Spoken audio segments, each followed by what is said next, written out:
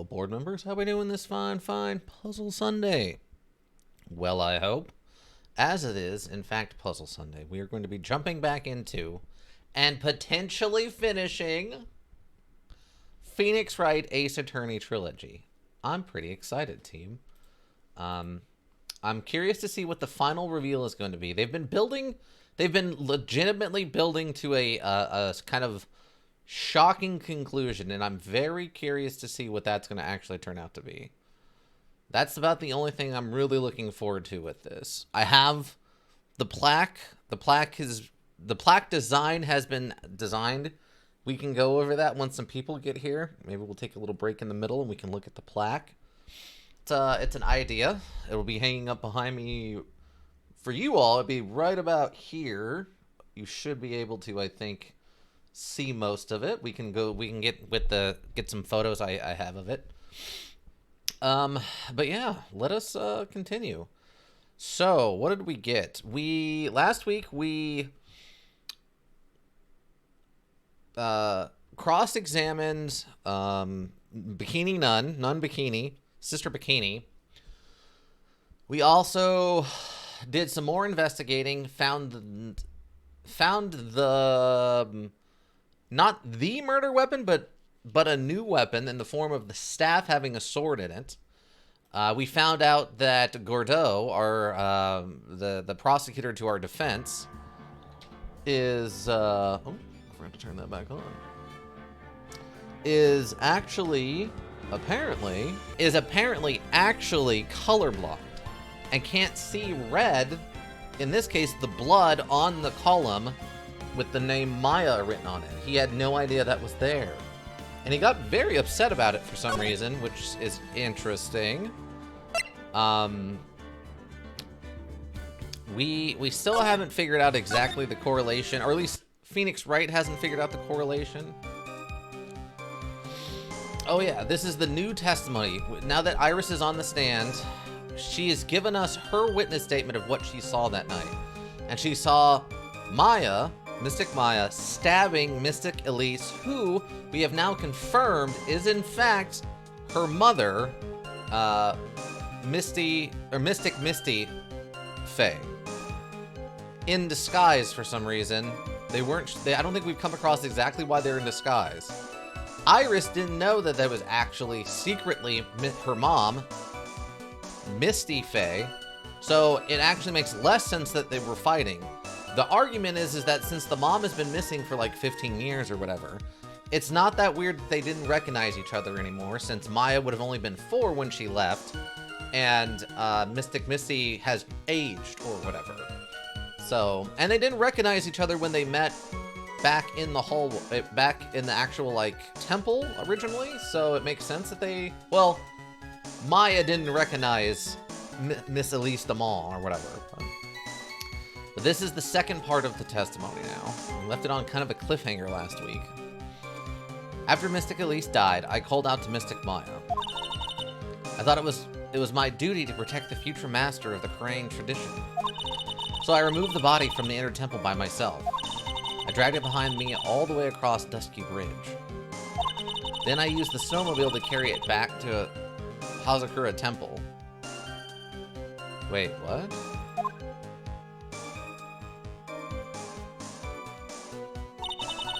I used the opportunity to alter the way the wound looked.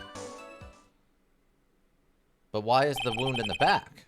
So you moved the body. Yes, I was raised at Hazakura Temple. I owe a great deal of thanks to the Fae clan.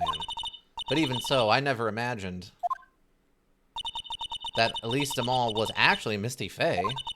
I've committed a terrible sin. A terrible trick of fate. I believe you're looking for a twist of fate, Your Honor. I intend to return to the inner temple after taking care of the body. But you were spotted by the head nun, correct? Yes, and that's why I couldn't go back. Your story makes sense, I suppose. Mr. Wright, go ahead with your cross-examination. Oh, also... Oh, Ice Nun Ranger, welcome. Kunoichi o Jinke desu ka? Hello, how are you? Spots the contradiction immediately. Yeah, I mean, I'm happy you did. I'm only kind of halfway paying attention. My brain is... I'm a little tired today. I don't know. I had a weird time sleeping last night. I don't know what happened. But welcome, Ice the Unknown Ranger. Hopefully you're having a better day than me. Luckily, work was okay. It's just for some reason my brain's been really fuzzy today. Let's see. Mr. Wright, go ahead with your cross-examination. Yes, Your Honor. But yeah, the snowmobile's weird.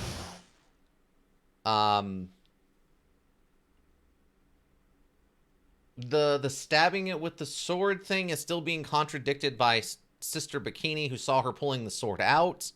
There's still some contradictions in here. And there's the implication that her dead twin sister, Dahlia Hawthorne, possessed somebody during all of this nonsense, which is a whole nother problem. I'm playing Farming Simulator 2022 while watching this. Oh, okay. What are you farming? What are you plowing? What are you fielding? What are you shucking? Are you shucking some potatoes? You shucking the potatoes? If you figure out how to do that, let me know, and I'll spread it to the world on how you figured out to shuck a potato. Sister Iris's cover-up. After Mystic Elise died, I called out to Mystic Maya. Hold it! And then what? Right now I'm just doing contracts? Oh, okay. It's loud. So, like, they hire you to like, plow someone else's field for them, and you just bring your equipment over and do it? And then you get, like, a cut, like, 12% of the take or something? So here, how goes it? Welcome, Mika. Pretty well. How are you doing? Did you, you have your D&D stuff today, or was that yesterday, or tomorrow? You got your not Bram Stoker's, Ravenholm, not Dracula. Blah. Pretty much, except they pay me a certain amount. Oh, okay. So it's not a percentage, it's just a raw amount. Oh, that's fair. See, that's how you get them. That's how you get them, is you get a percentage. You gotta get percentage and points, and if you get percentage and points, you just win. You just win farming. Just like movies. If you're ever in a movie, you want a percentage and points. And if you can get both of those, you just win at being in movies. Visit our first town in Barovia. Barovia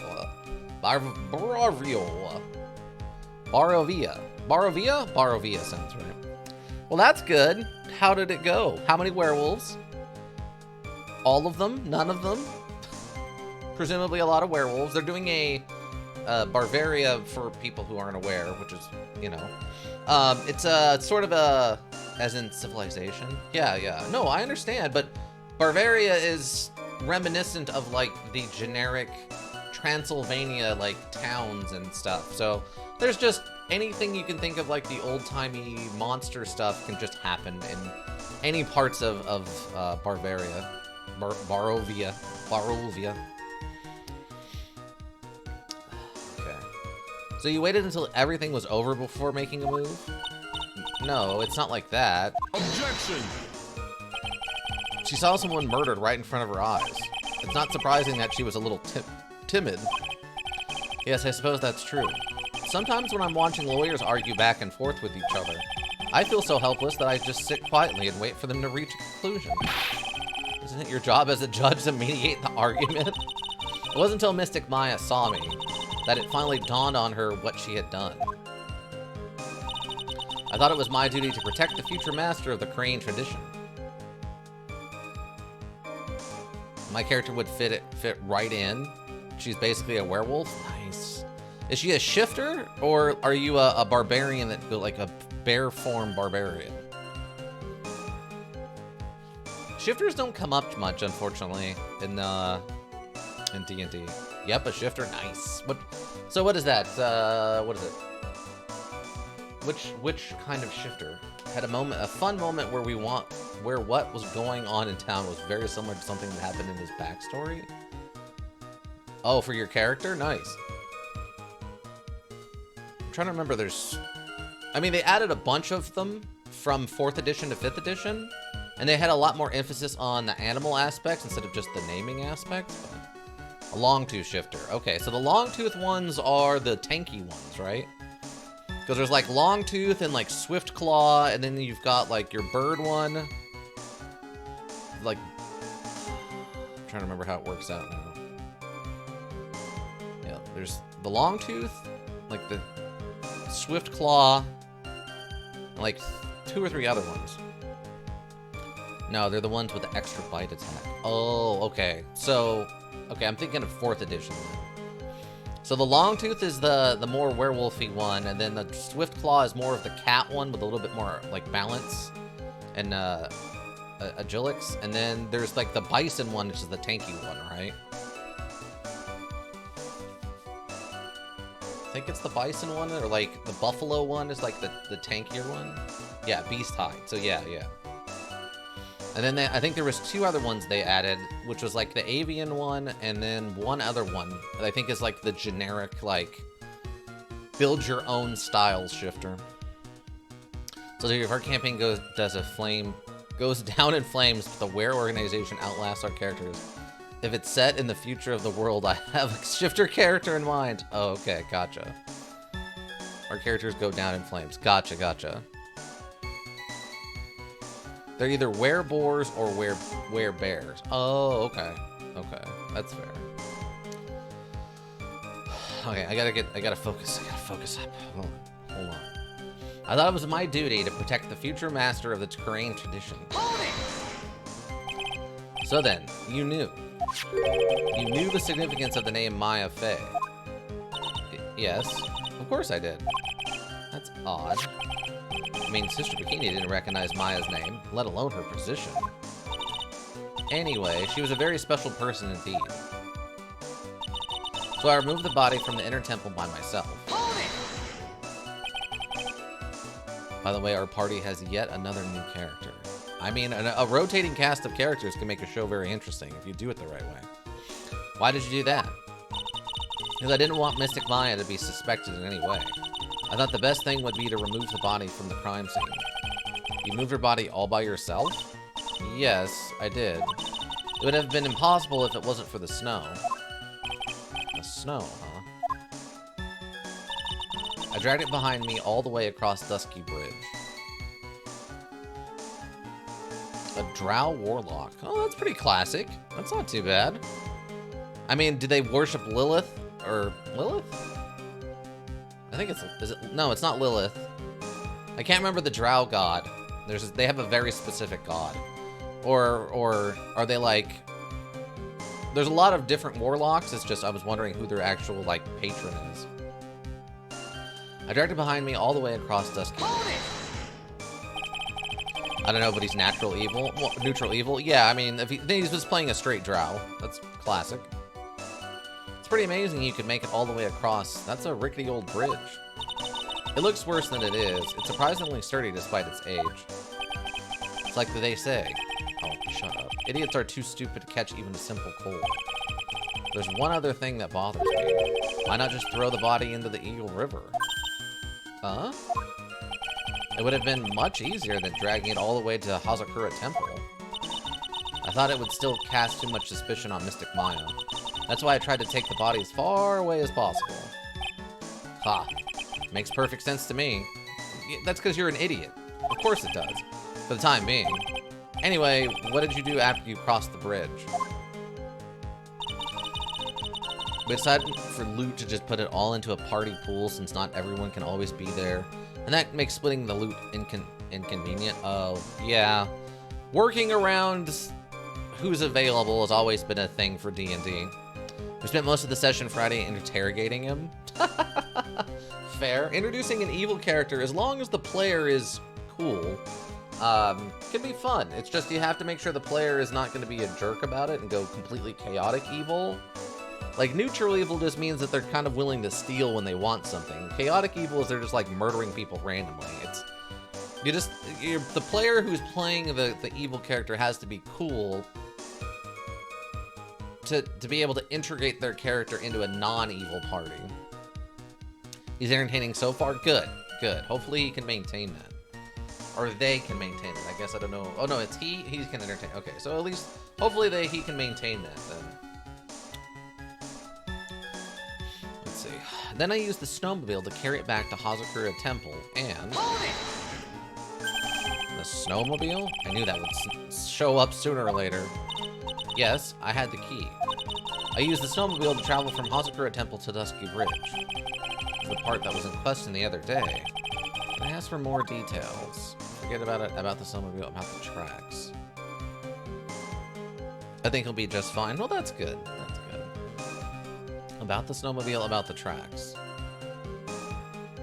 I guess ask about the snowmobile? Let me hear more about this snowmobile ride. Well, it was very cold that night, so I rode it all the way to the foot of the bridge. Objection! I'm sorry, witness. But now, I've got a problem with your testimony.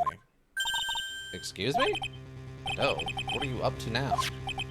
That night, after the head nun left the remainder of the training to you, she said she walked from the inner temple back to Hazakura Temple. Yes, I'm fairly certain that's what the record indicates. Let's recall her comments on the subject. Maybe, but when I made it back to Hazakura Temple, it was there by the main gate, the snowmobile, I mean. The snowmobile was in front of the main gate. This is one of those contradictions, wouldn't you say?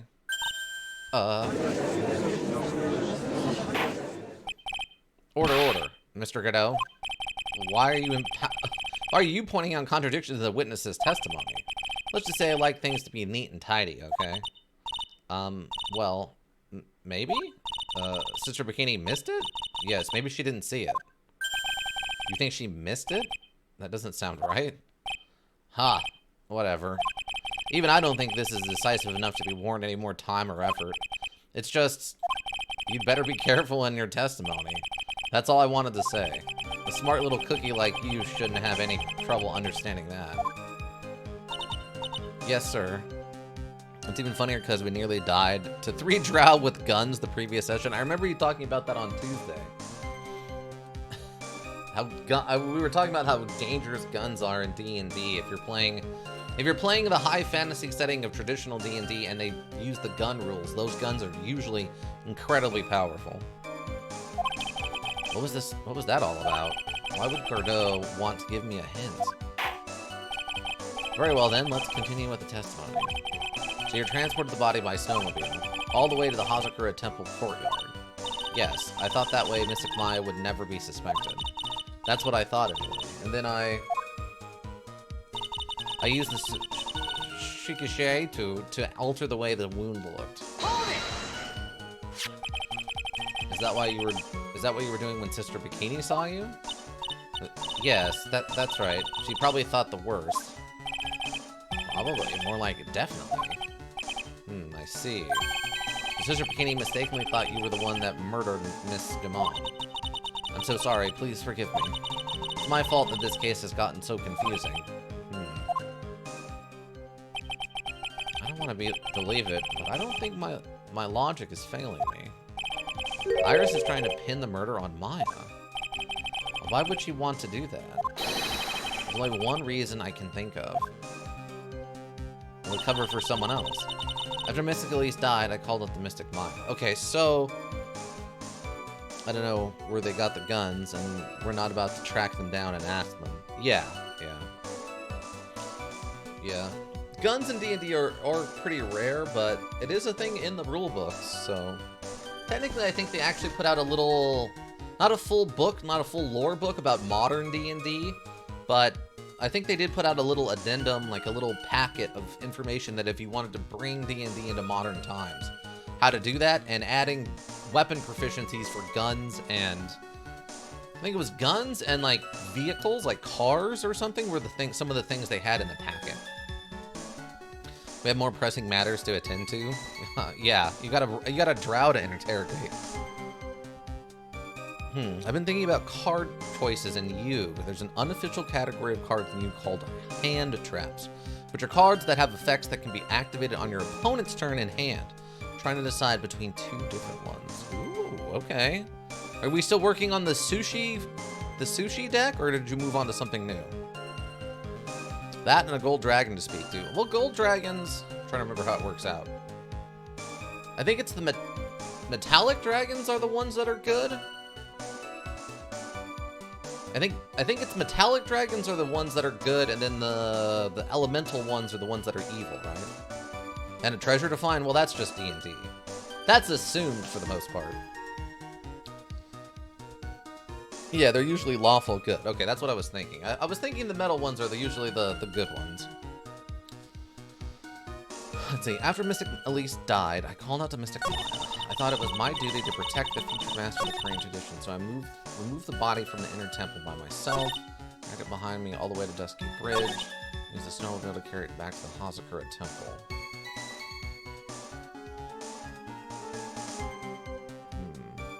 What if I asked about the tracks instead? Okay, what about the tracks? If you really did move her body by snowmobile, then there should be tracks left in the snow, right? Well, yes, naturally you would expect tracks. This picture was presented at yesterday's trial. And these tracks from that ride? Yes, I think they are. But I can only see one set of tracks here. I don't see what's so strange about that. Snow was still falling when I left Hazakura Temple. I see. Snow was still falling.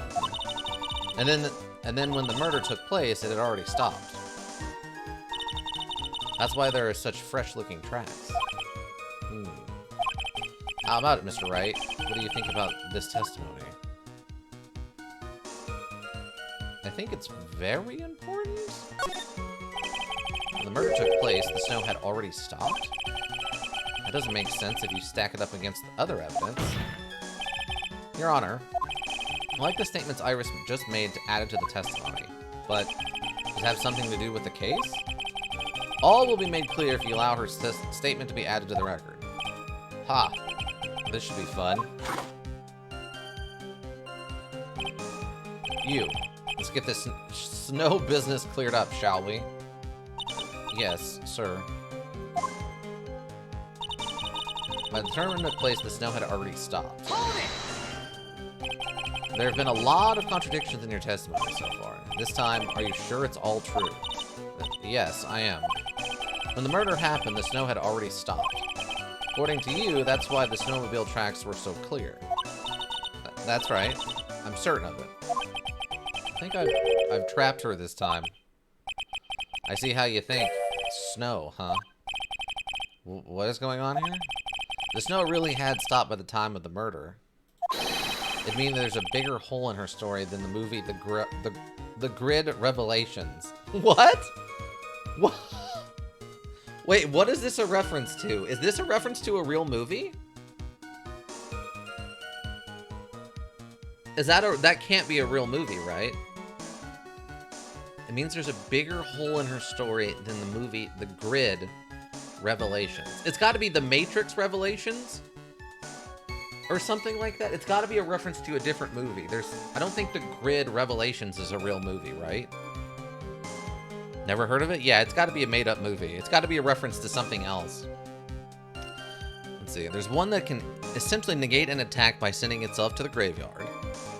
Then it can banish itself from the graveyard to negate another attack. However, it's limited to 2. There's another that can special summon itself out of your opponent's summons 3 or more times in a turn at one point after that. And even during an attack declaration, it's also unaffected when it's on the field and has 2000 defense. Oh, okay. Well, I mean, how well is your deck built around pulling stuff out of the graveyard? Because if the one goes to the graveyard and then you can pull it back before you send it away, could you keep using it like that from your hand?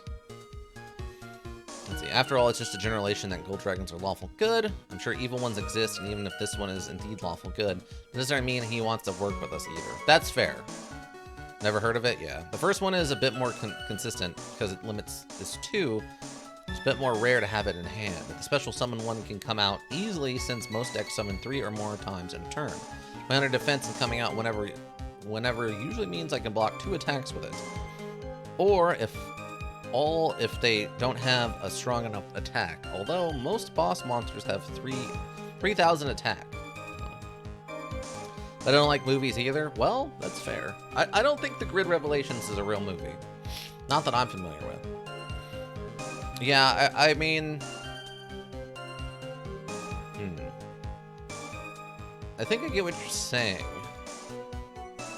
I mean, not knowing exactly the synergies of your deck, it's kind of hard for me to say for sure. They both definitely have their potential. The other problem is you have to have it in hand, right? Mine doesn't have any good ways to pull from the graveyard, and I can't build it around that. Although, a fairly popular card is another hand trap. It banishes one out of your opponent's graveyard, so that the card can negate the second effect of the first. Okay, interesting. So basically no synergy between the hand traps and my deck, to be honest, but I need some more protection is all. I mean, I guess if you're just worried about protection,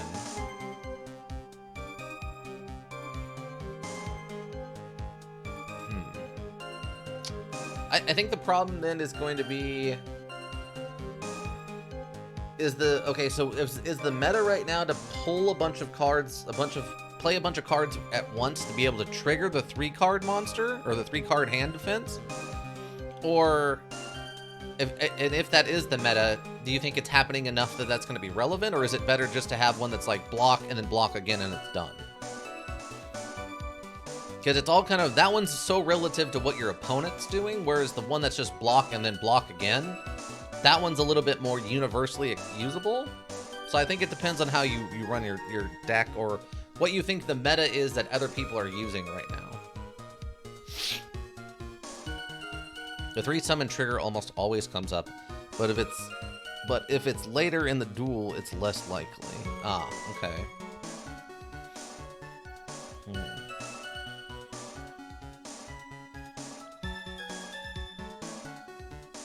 Yeah, that's hard to say.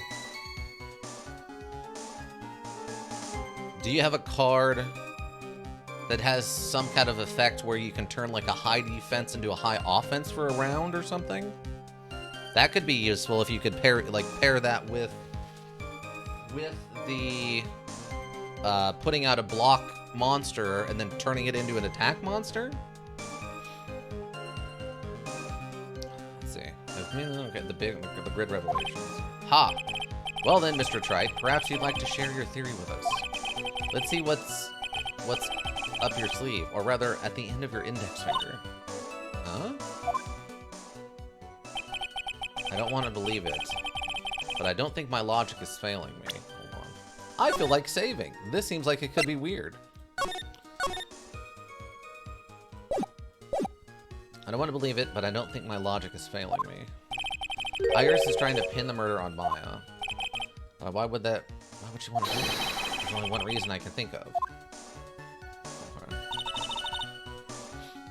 Let me see something. Now... courtyard where... Okay, well we know this is wrong information, so this should be updated. In that night from the main gate to Dusky Bridge.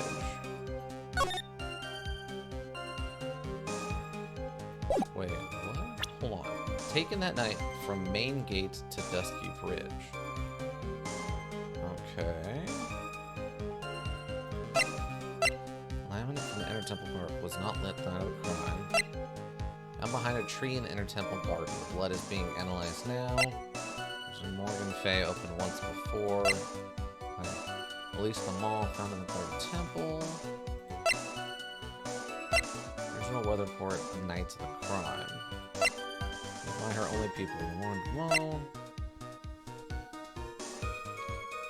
Let's see something. Her mother, Misty Fay, Maya's mother, mastered the crane handling technique. Fay's daughter and Iris' twin sister. She was executed last month. Older sister of Misty Fay. Misty Fay and mother of Pearl and Iris is in solitary confinement. Actually, I think we have some evidence to suggest she may have killed herself at this point, but I could be wrong. I couldn't pair with it since the high defense monster is unaffected. Oh, okay, so it can't be like you can't apply effects to it. Gotcha. Does the monster go away at the end of, like, the next action or the next, like, start of a turn? Or does the monster stay until it's defeated? If that's the case, then you have maybe a different thing you can do. Because I know with Magic the Gathering, there are cards that are like, this will stay on the field until the start of the next turn, or the start of your next turn, or whatever. So you can play it, like, you can get the synergy going where you want to play it, like, at the end. I think it's the best way to describe it. Like, you would play it at, like, the end of your turn, right before their turn starts, so it's only in effect while their turn is going, not your whole turn, essentially. It stays until defeated, but it loses 500 defense every standby phase. So by the opponent's next turn, it'll have 1,800 defense. Gotcha. Well, I mean, that might be more useful than just because even if all you're doing is... Even if you're getting it at 1,800 defense, you're still saving yourself some damage, right? Whereas the block, and then the block... I don't know how much damage you think you can absorb with that, you know?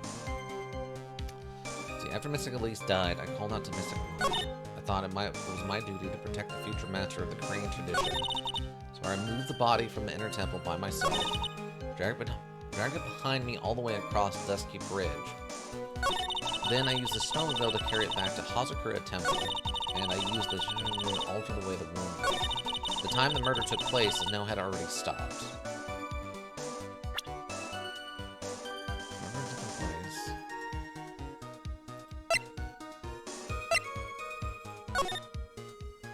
Lightning struck Dusky Bridge at 10:45, around 30 minutes passed between the fire starting and going out. Snow 7 to approximately 10:50. Lightning 10 to approximately 11. Lightning struck Dusky Bridge at 10:45. So the contradiction's got to be here, to approximately 10:50, because she was already back across the bridge at 10:45 when lightning struck. It's passed between the fire starting and going out.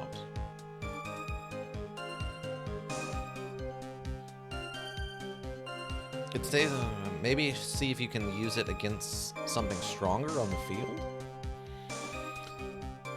Well, since it's a defense monster, really, it can't really attack is the problem.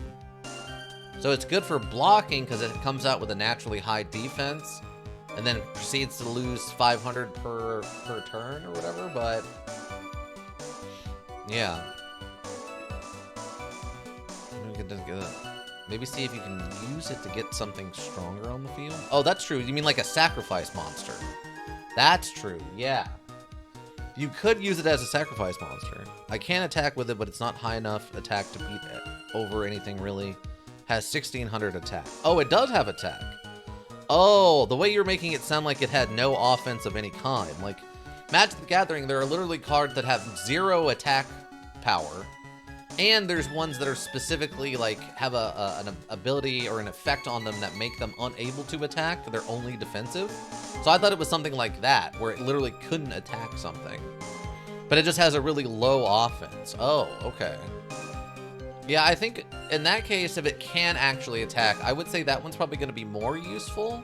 Because then, like Ice the Unknown Ranger said, you can block with it, and if it's still standing, you can use it as a sacrifice monster, or through some kind of crazy combination of other things going on, you might technically still be able to get a 1,600 attack off on something. I mean, it's not nothing, right? And if it stays around until it dies, it's still technically a creature on the board? I don't know. Okay, so is the contradiction to this... I think that's the contradiction? It's got to be the contradiction, right? We'll start here and then see if there's something else. Another crime. The courtyard where Lee Small was murdered. Right, main gate to Dusky Bridge. I mean, they were talking so much about... it's got to be the timing, right? Out of the back, body fell 10 feet to death. We haven't even talked about how the stabbing in the front, really. We brought it up, but then it was immediately, like, skipped over for the weather. Objection! No, that wasn't it. Okay, so it's gotta be... I want to believe him, but I don't want to watch it fail. After Mystic Elise died, I called it to Mystic Maya. I thought it was my duty to protect the future master of the Crane tradition. I removed the body from the inner temple by myself. I dragged it behind me all along the bridge. Snow was able to carry it back to Hospital Temple, and I used some wound. The time the murder took place, the snow had already stopped. So, okay.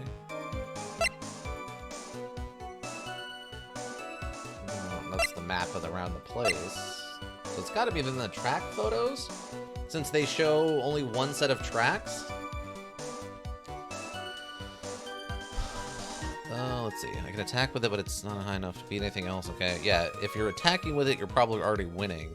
Yeah, maybe. If the block 2 card wasn't limited to 2, I'd probably use it because it's just a bit more consistent. But the defense one does also have the chance to do more than 2 block 2. Right. It can. In theory, it could block more than that, also attack, and be sacrificed to summon in another monster, right? So the consistency of the block 2 is nice, but it's only blocking 2.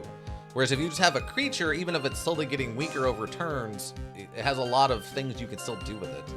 I think I'll try it for a bit and see how it works out. Alright. That's about all you can do. Like, you can mind plan as much as you want, but until you put it into your hand and see how it synergizes with stuff, you'll never know for sure. That's the downside. I think I'd have that problem with stuff like... Well, you all know how I am with overthinking things. Okay, let's try the track photos. Objection! Nope. It's not the track photos. It's the thing. What other piece of evidence do I have, though? All that to Mystic Maya. I thought it was my duty to protect the future master of the Grange Edition. I moved the body from the inner temple by myself. I dragged it behind me all the way across Dusky Bridge. And I used the snowmobile to carry it back to Hazakura Temple. I used the shooting after the alter the way the wound looked. By the time the murder took place, the snow had already stopped. So it's not the timing. It's not the... that night, from the main gate to Dusky Bridge. Important where at least Amal was murdered.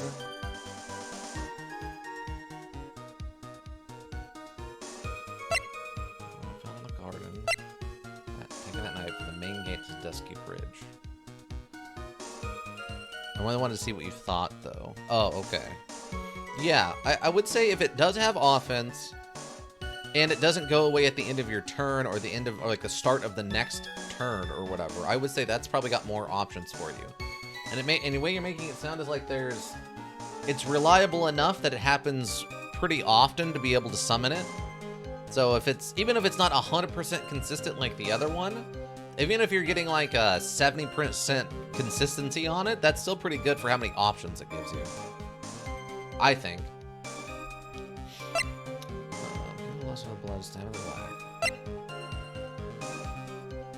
Like, I don't think the sword's gonna have anything to do with this.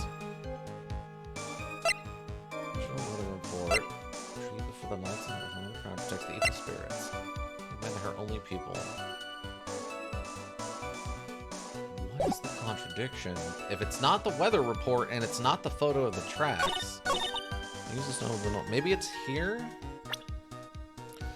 That's the downside to this, is you have to figure out not just the item, but which one of the random comments it also belongs to that is the contradiction. Objection! No? Oh, it's not that one. I think that's the bigger issue for me, is trying to figure out which one of the things is the thing we have to contradict. The other nice thing is that since it's unaffected, it can work around with spells and traps when it attacks too, which is kind of the big weakness of my deck. There you go, that's true too. I know, I try to use it for a fodder for something if it lives. Yeah. You use it to block. If it's still standing, you can use it, chip something, or get around, like you said, spells, if it's spell proof like you were talking about. That seems like a pretty solid monster if you can just summon it out anytime they play 3 monsters on a turn. And if that happens regularly enough... He's died. I called out to Mystic Maya. I'd also, again, would like to know what was the conversation from the stabbing to putting Maya inside of the training cage, right? Because she says that she got the body and then left. Okay. But who put Maya in the cage and put the lock on it if she was busy putting the body in the courtyard? Also, what about Pearl, who we also know was there, sort of? Like, they're skipping over a lot of the things that other people have said that we know about for some reason. Like, they're just not even bringing up the complete illogicness of what she's saying versus what we know happened. Enemy that died, I want missing mine. I thought it was my duty to protect the future master of the Crane tradition. I mean, the summoning condition is easy enough, but it seems fairly middling overall. I mean, I don't know enough about Yu-Gi-Oh! To get that deep in the weeds. So I removed the body from the inner temple by myself. Dragged it behind me all the way to the housekeeper. Oh, you know what? Maybe it's this? This might be, and then mix that with this? Objection! Nope. What? Yeah, it's not meant to be my boss monster, though. Just some extra protection. Yeah. It's a meat shield, and if it happens to survive, you can still have it punch somebody, right? Dragged it behind me all the way across Tusky Bridge. Then I used the snowmobile to carry it back to Hasakura Temple. It's not gonna be that, because I mean... Bad back really bothers her. Because they're talking about the snow. I mean, the only contradiction I have there is the weather report. Because I don't have any other evidence to present is the problem.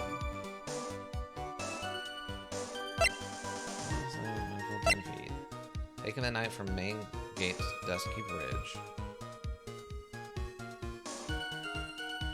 So it's got to be the weather report. I just don't know which one of these random things I have to present the weather report to. The place the snow had already stopped. Unless it's going to be like a picture of the temple.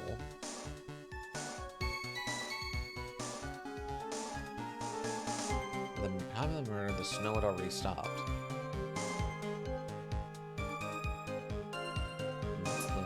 I don't remember what this blue dot is. Oh, that might have been where What's-His-Face was standing when he saw whatever? Yeah, but I mean, the contradiction to this has got to be this photo, right? By the time the murder took place, the snow had already stopped. But this contradicts that. It only shows one set of tracks instead of the, like, the going to get it and then coming back. If you can use it in a good summon, sure, but I'd rather something like Battle Fated, I think, which ends the battle phase when summoned. Yeah, I mean, you're definitely too far into the knowledge of you for me. Yeah, this is Duel Links. We don't have Battle Fader or Swift Scarecrow. Fair? Okay. Yeah, I know that online stuff is a lot more limited than, you know, actual card versions. So it's not this. When the murder took place, the snow had already stopped. It's not this, and it's not the weather report? Maybe did I misclick or something?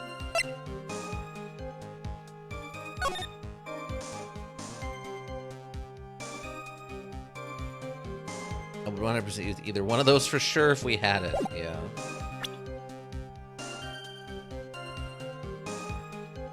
How? Okay, so it's not... It doesn't make any sense, though. Also, there's this whole body fell 10 feet after death thing that we haven't explained yet, but maybe that's next. It's not the murder weapon. Well, they think they found the murder weapon now. Regional murder crime. How many people? How is it... Like, both of these technically contradict this. I use this number to carry it back to Hazakura Temple.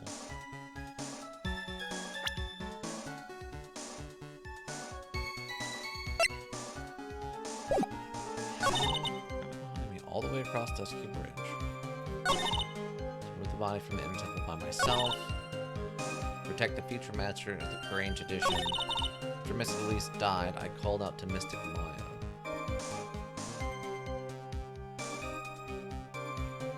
Wait. So... went in their temple on the night of the incident and is now missing. Because of a channeling prodigy was found at the Inner Temple.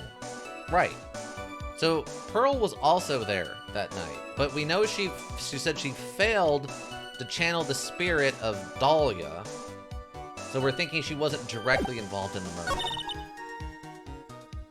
That's the current Grange Edition. Want a hint? Yeah, just I guess give me a hint. There, like it's probably something I'm forgetting from last week that I can present as the contradiction. Because to me, the contradiction here should be either the using the snowmobile and then the photo contradicts it, or the weather report contradicts it, or by the time the murder took place, the snow had already stopped. So the photo should be the contradiction, or the weather report should be the contradiction. But for some reason, it's not accepting either of those. So I don't know what I'm missing here.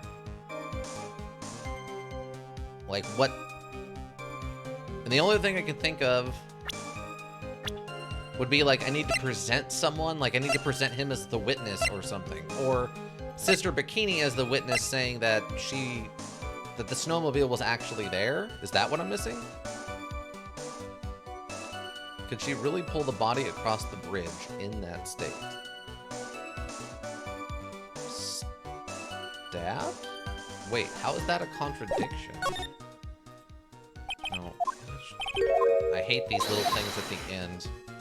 I don't know what I do to protect the future master of the condition, so I removed the body from the inner temple by myself. So the weather report it's a hit? No? Okay.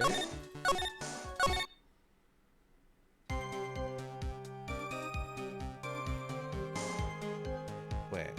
Oh, this is the wrong one.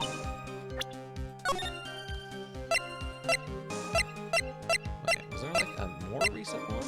No, all those other ones are older. Okay.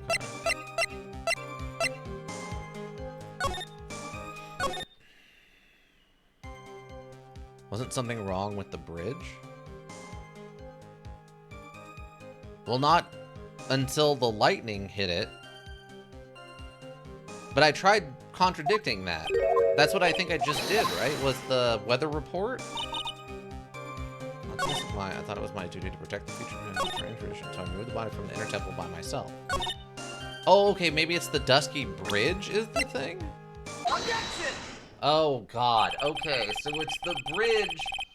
Of all of the contradictions, it's that the bridge was on fire or whatever? Okay, sure. You claim that the snow had already stopped when the murder occurred, but I'm sorry, Iris. That just isn't possible. Yeah, with the photos and all the other things that also contradict. I'm sorry, it was specifically that the bridge was on fire on top of everything else. I'm sorry. If you ignore all the other contradictions we just also proved, and focused on this one specific one for some reason. Yeah, one could hardly pull a body across a burning bridge. I guess so. That's okay, sure. But I'm sorry, Iris, that just isn't possible. What? This is the weather data from the night of the murder. According to this, the snow didn't stop until 10 p.m. Or 10:50 p.m. But you couldn't have crossed Dusky Bridge at that time. Why do you say that? Because 5 minutes before the snow stopped, Dusky Bridge was struck by lightning and had caught on fire. What did you say? The bridge, it was on fire? You don't mean to say you didn't know about it. It was because of that lightning strike that the bridge burned down. What? But it can't be. Looks like you still haven't figured it out. No matter how hard you try to deceive or conceal the truth, you can't pull the wool over the eyes of a real defense attorney. No! That's not... It's not the defense attorney's job to figure out the truth of this. That is what the police are for. Or arguably at least the prosecution, not the defense attorney. Oh my god. Oh, I want to be done with this. Order, order, order. The bridge was already on fire when the incident took place. That's right. The inner temple was already totally cut off from the outside world. There's no way you could have crossed the bridge, body or no body. Witness? Even my patience has its limits. Any further lying and I will find you in contempt of court. Do you have anything else to say for yourself? Objection!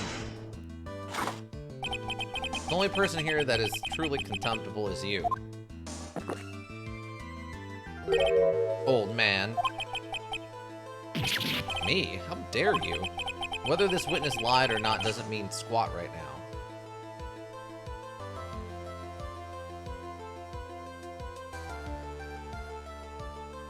I hate this guy so much.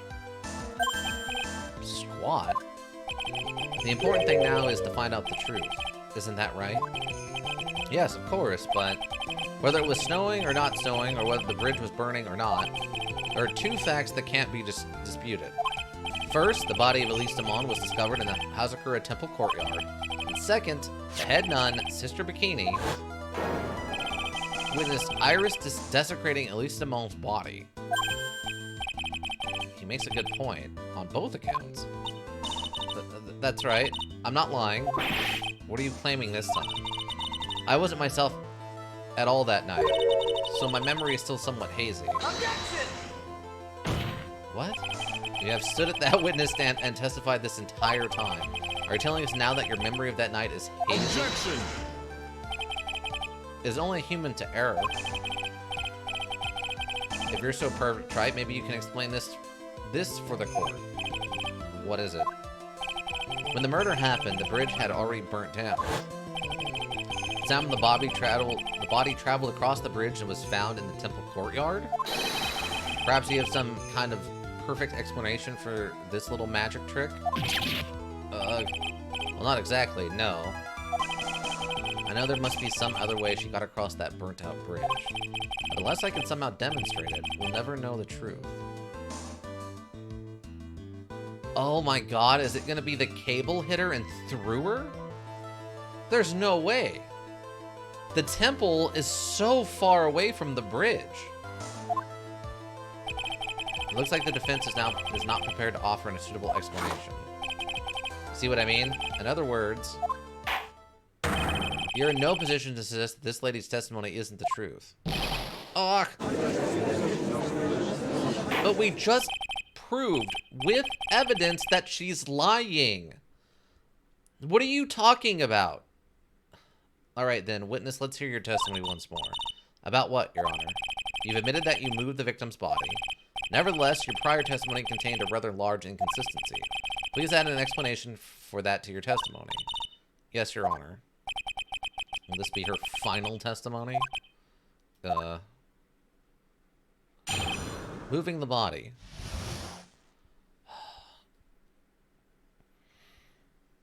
Yeah, one can hardly pull across a burning bridge. But when you have a man like Gumshoe on the job... Oh, God, don't bring up Gumshoe, that idiot.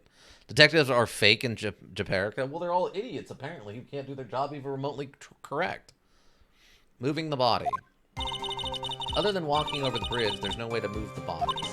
So I must have just gotten confused, I guess? Was the snow still falling, or had it stopped? Does it really matter that much? Or are you saying that there is a way to cross a burning bridge? So it was just a misunderstanding, I see. This is a photo of Dusky Bridge after it burned down from the lightning blast. It was taken on the morning after the incident. Okay. It certainly was burned to a crisp. One of the suspension wires even snapped. It's amazing the whole bridge didn't fall.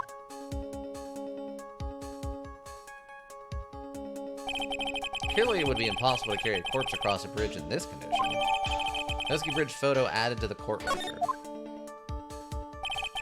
Unless I do something to discredit this testimony, it's going to be deemed as the truth, and Maya will be accused of murder. Right? I'm only going to say it one more time. Huh? It's only human to error.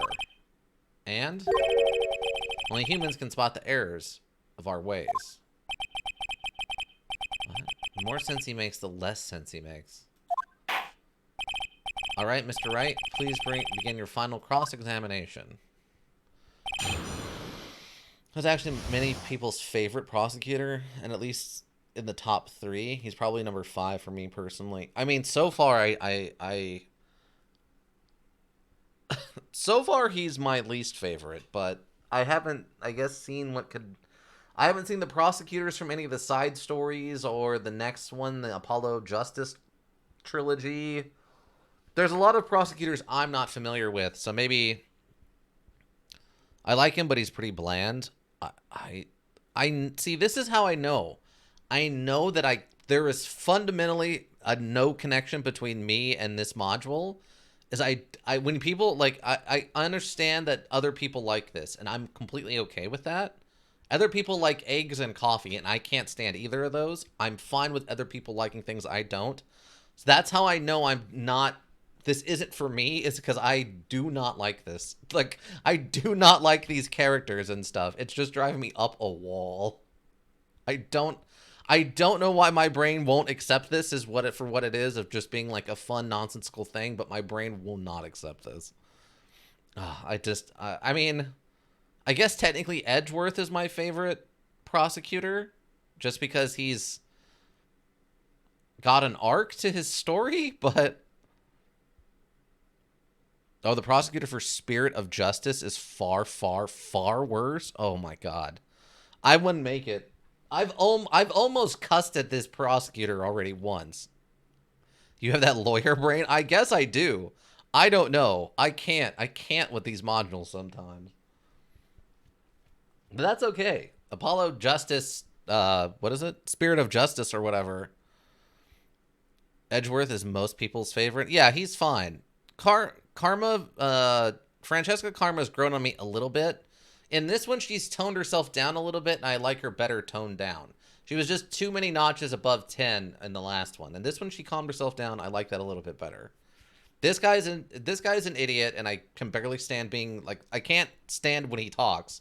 And then there's the other guy, that first guy, the kind of small, nervous-looking guy. I don't remember his name, and he was neutral. So... right now, I'm going to say Edgeworth, Francesca von Karma, the neutral guy, I don't remember his name, and then this guy. Winston Payne, yes, thank you. Edgeworth is my 4th personally. That's fair. He's a little bland. If you really like people with a lot of personality, I could see Von Karma. Max Payne? No. This is his cousin, Winston Payne. Because he's wincing in pain. Winston Payne. The name puns. The Larry Butts one still upsets me.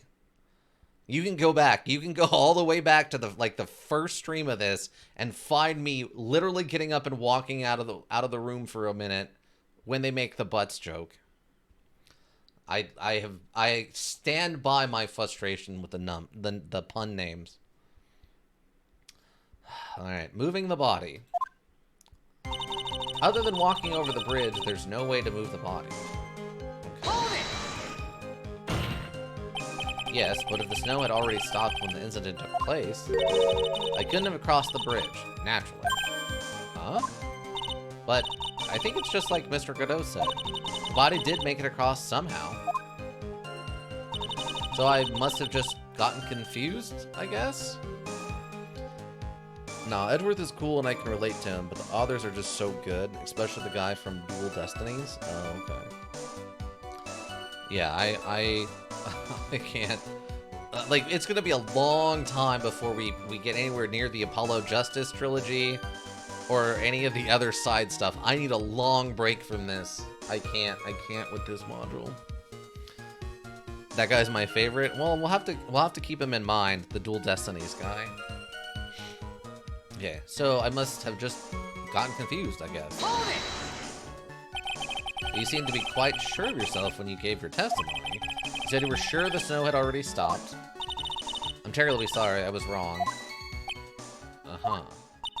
Does she really think an apology is going to get her off the hook? Was the snow still falling, or had it stopped? Does it really matter that much? And the guy from Apollo Just is my second favorite. Okay. This is no joke. You're giving sworn testimony in a court of law. Well, Mr. Wright, let me ask you a question. Do you remember what the weather was like 1 week ago today? Huh? Well, naturally it was, you see, it's not that easy to remember, is it? But if it hadn't been some kind of a special day, I would have remembered. For example, it was pouring rain on the day of my elementary school graduation. No one wants to hear about your childhood traumas, Trey. What? Hit him.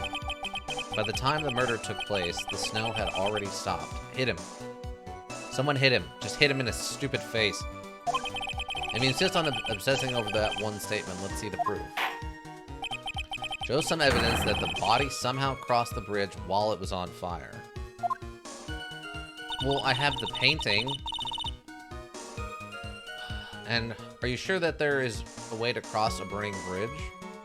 Or are you saying that there is a way to cross a burning bridge? Well, I don't see why there couldn't be a way across. Mr. Wright, don't you think that sounds a bit silly? Huh? A dead body crossing a burning bridge? Did anyone actually witness such a thing? Ah. There was. I don't think you'd call someone like that a witness. After all, a dream isn't the same as actually seeing something. I'm all this way, so I owe it to everyone to figure this out. But how do you transport a body across a burning bridge? Even if I don't know the exact answer yet, it's okay. I'll start by examining all of my evidence and see where that takes me. I've got to be like a shark. If I don't keep moving, I'm as good as dead. Okay. Oh.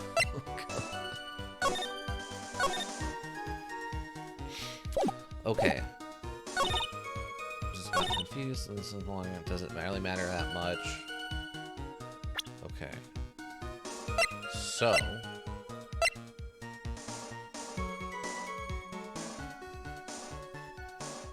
Are they gonna let me use this in a court of law? Are they gonna let me use an idiot's art in a court of law to prove that the body was flying that night? There's gotta be some other evidence, right?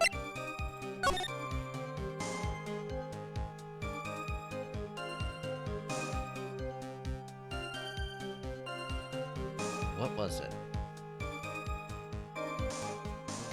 Like, was it the snapped cable? Like, the body was tied onto that and it was, like, swinging across? But the body wouldn't be all the way up here.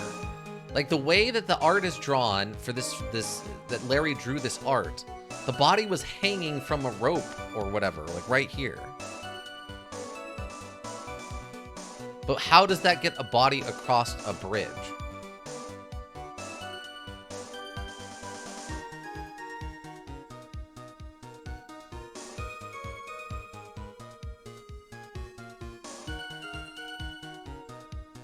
Because he says the body was flying, implying like it was moving, and he just in his art he drew it being right here.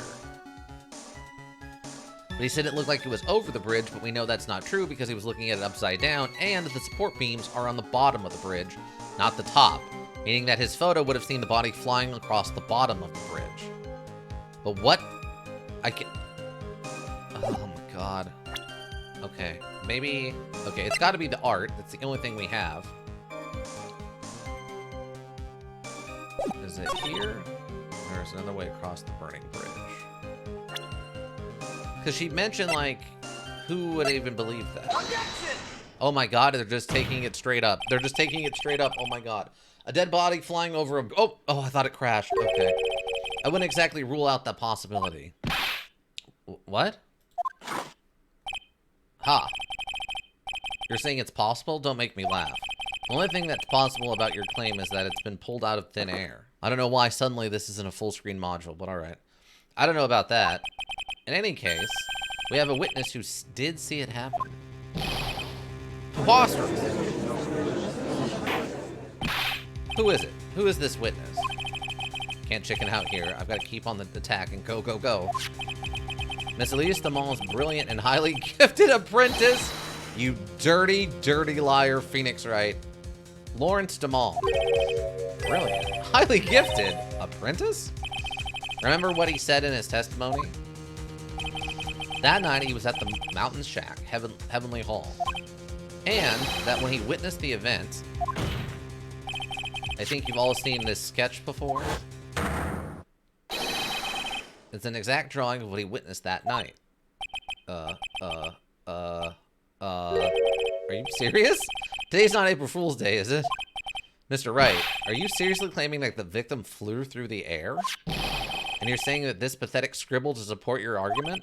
Uh-oh. The judge looks like he's about to blow a gasket. Ha! Well, Trite, there's nowhere for you to hide now. Other than looking like it was drawn by a 6-year-old, does this sketch prove anything? Yes, I'm pretty sure it does, and I'm going to prove it. Listen, I know your tricks. You're trying to turn this whole thing upside down. Oh my god! That's the thing that's gonna trigger him to actually turn it upside down. Is that, honest to god, the clue we were supposed to get that we need to turn the photo upside down? Is that line? Oh my god, oh my god, oh my god, oh my god, oh my god. Listen, I know your tricks. You're trying to turn this whole thing upside down. That is the thing that's supposed to be the indicator that you need to look at the picture upside down. It's gotta be. It's gotta be. If you're so eager to turn this case upside down, why not start with this sketch? Oh my god, they're just actually doing it? They're not even gonna, like, make you think about it? Upside down? Why did Godot say that? Alright then, let's hear the defense's theory. What exactly is this sketch trying to show? I don't think old Whiskerface is going to forgive any more mistakes. Alright, Phoenix. Look carefully and think it over. This sketch, drawn by Lawrence DeMall, is evidence of nothing, a complete contradiction, exactly what happened. What? It's none of this. It's none of this. Oh, why can't I just say it's upside down? And the body wasn't flying. Presumably it was swinging underneath the bridge. Even though its positioning doesn't make any sense, it would be much lower than that. Yeah, it's none of the above. None of these are anything. It's got to be a complete contradiction because it's upside down. It's not exactly what... It's got to be this. Something is obviously funny about this sketch. I'm not an art critic, but even I can say that. No. That's not what I mean, Your Honor. Lawrence DeMoe has stated it over and over. Oh, do the last one, it's funny? Oh, no. Okay, is it? Hold on. I think, yeah, it'll just be this one. Hold on. On the bridge, I must have just, I guess, so is this someone falling? Stop, doesn't really matter. Okay, so it's just that, and then the painting. Objection! Hold on, so what does this last one do? If it's really funny, we can go back. This is why I save often, is so we can look at this kind of stuff.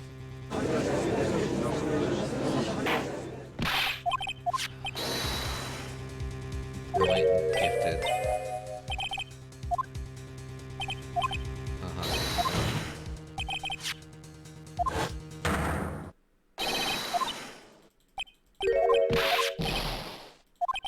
Uh-oh. Okay, so we're seeing this all again. He's gonna blow a gasket. Ha. Hide now. Prove anything. Yes, I'm pretty sure it does. I'm gonna prove it. So I'm gonna turn it upside down. If you're so eager to turn it upside down, then do it. Upside down. I'm gonna say turn it upside down. Turn it up. Turn it upside down. Do it 3 times. Upside down. Alright, then let's hear the defense theory. What is this shit trying to show? The sketch is trying to show exactly what happened. It's funny. You won't get any penalty either. Okay, exactly what happened. Of course the victim was flying through the air. You can see it right there in the sketch. Whoosh. You know, you're starting to remind me of yesterday's witness. What? That was the last thing I wanted to hear. Do you have any evidence that the victim threw through the air? Actually, we do. Just so you know, We haven't discovered a giant human catapult at the inner temple yet. Oh, I wish they had. Even if you're a lousy lawyer, at least you're 1 cup's worth of entertainment. I think we should skip the penalty this time. There must be some way. I just know it. There must be a way to use Larry's sketch to show the truth of what happened. Whoosh! Alright then, the witness will now return to her testimony. Yes, Your Honor. Other than walking over the bridge. Oh, that's so good. So you actually have to redo the scene. That's very funny, actually. Okay. Okay. So they're not even hinting. They're literally just telling you to turn the photo upside down. That's so dumb. Again, they're cowards. Absolutely cowards. See, that was worth it. That's fair, yeah. It all rides on one garbage sketch. Yeah. This terrible sketch is how this whole thing is going to proceed. Not all the other contradictions, not all the evidence that hasn't been explained in any way, shape, or form and has been completely forgotten. No, you know, what's the witness statement from Pearl who was there? Why are we not waiting till Maya was found or got her out of the cage so she can at least attempt to defend herself? No talk of how she got into the cage or where all these other locks came from. All of that's being bypassed right now just so we can get this ruling over with and blame it all on Maya again. Okay, a complete contradiction. Let's do this correctly this time, shall we? Something is obviously funny about this sketch. I mean, I'm no art critic, but no, that's not what I meant, Your Honor. Morstimo stated it over and over, that this sketch was exactly as he saw it. However, if we're to believe his testimony, then the sketch contradicts reality as we know it. Contradicts reality? Ha. This is getting interesting. Looks like you're back to the finger-pointing thing again. Okay, Trite. So, what exactly contradicts reality as we know it? I assume the wires? Take that! It's the wires connected to the bridge. The wire? Ha. Is that the thing that contradicts reality? Yes, it is indeed. Then show us the reality it supposedly conflicts with. Show us something that will point out how the sketch contradicts reality. Okay, well that's easy. You gave me the thing. It's this, right? Okay, yes. I want to make sure that's the right photo. Take that! Take that! That's a photo of Dusky Bridge, correct? Yes, now compare the sketch and the photo for a minute. In the sketch, the wires appear above the guard wires. I've only been saying that since, you know, forever, since we learned about this stupid case. But on the actual Dusky Bridge, Jumping Jehoshaphat. Wow, okay, I haven't heard that one in a long time. The wires are below the guard wires. What? Order. This sketch is somewhat different than what's depicted in the photo. However, isn't it likely that the artist just saw it wrong? Or perhaps he just drew it wrong? Nani? Either way, it sounds like you're just wrong. Nope. With someone like Lawrence, I admit a mistake is a definite possibility. But then that begs the question. Why did he make a mistake? What was the reason? Are you saying you know the answer to that? Listen, think back, alright? Remember what Lawrence was doing when he witnessed the event? He was at Heavenly Hall waiting for a lover that was never going to come. He waited and waited, and finally he laid down. But then, lightning shoots from the sky and sets the bridge aflame. Now, ponder what sort of position Lawrence must have been in at the time. He was lying on his back, which is why he remembered the scene the way he did. He was lying on his back? I can't see how it relates. But it does, Your Honor. And it's the reason why the wires in the sketch go up instead of down. Ah! No way. Lawrence Jamal witnessed the event while he was lying on his back, face up. In other words, the scene that he saw was actually upside down! What? I would have never guessed that in a million years! Yep, this is Larry. We're talking about, oh, it's, yeah. Larry Butts. If it smells bad, it's got to be the butts. Oh, God, I hate this module so much sometimes. Actually, most of the time. So then, this sketch should actually... I think you finally get it, Your Honor. The correct way to view Lawrence the Most sketch is like this. This is how it should actually be. The victim's body wasn't flying above the bridge. It was actually swinging below. That's right, just like a pendulum. What are we doing here? What? Order. Of all the things to say, a pendulum? The bridge was burning to a crisp, but there was no way to get across it. But if the body had been found at the inner temple, it would have caused problems. This is where the criminal decided to take a gamble. They used the burning bridge to get the body across to the other side. And a pendulum was the only way to get it done. Objection!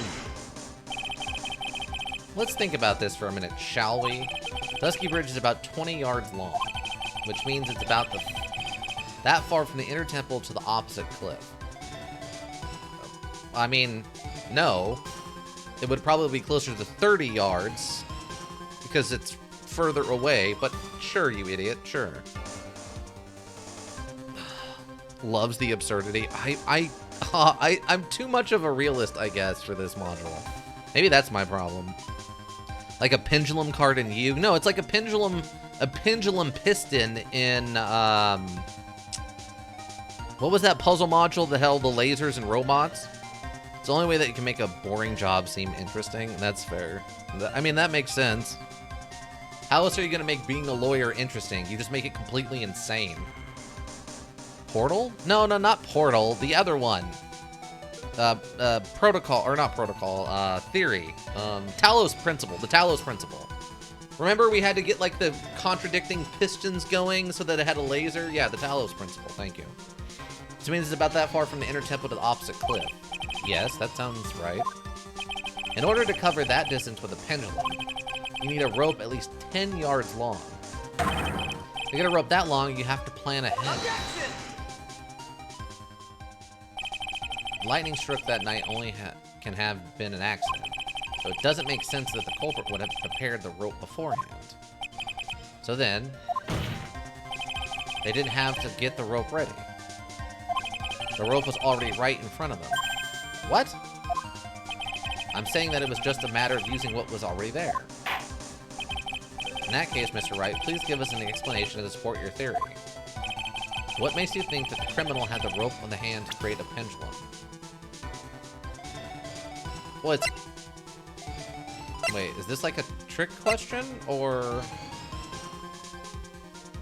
What makes you think that the criminal had the rope on hand to create a pendulum? I mean, it's got to be this, right? It's in the middle of the bridge, so it has to be... This support beam was cut off of the mooring railing over here, like Francesca mentioned. They tied the body and then swung it over here somehow, and then I guess ran across the bridge? Yeah, because law is otherwise a boring and stressful job. Well, I mean... Yeah. I mean, this is still stressful, technically. People's lives are on the line. I mean, Dahlia Hawthorne was executed, and there's a good chance that her mother... Her biological mother, who's in solitary confinement, already killed herself. So there's some really dark stuff in here that they're trying to, like, downplay for the purposes of being comedic, which... You could just focus on less serious crimes and stop worrying about murder all the time. You can actually, you know, prosecute people for non-murder related things, but whatever. It's gotta be this photo. Take that! And the meaning of this is, if you want to know where the rope came from, it's hanging right there in front of your glorious beard. Ah, this is one of the wires from the bridge. When the lightning struck the bridge and it set on fire, one of the suspension wires came loose from its anchor. The criminal didn't have any time to waste, so they tied the wire around Lustamol's body.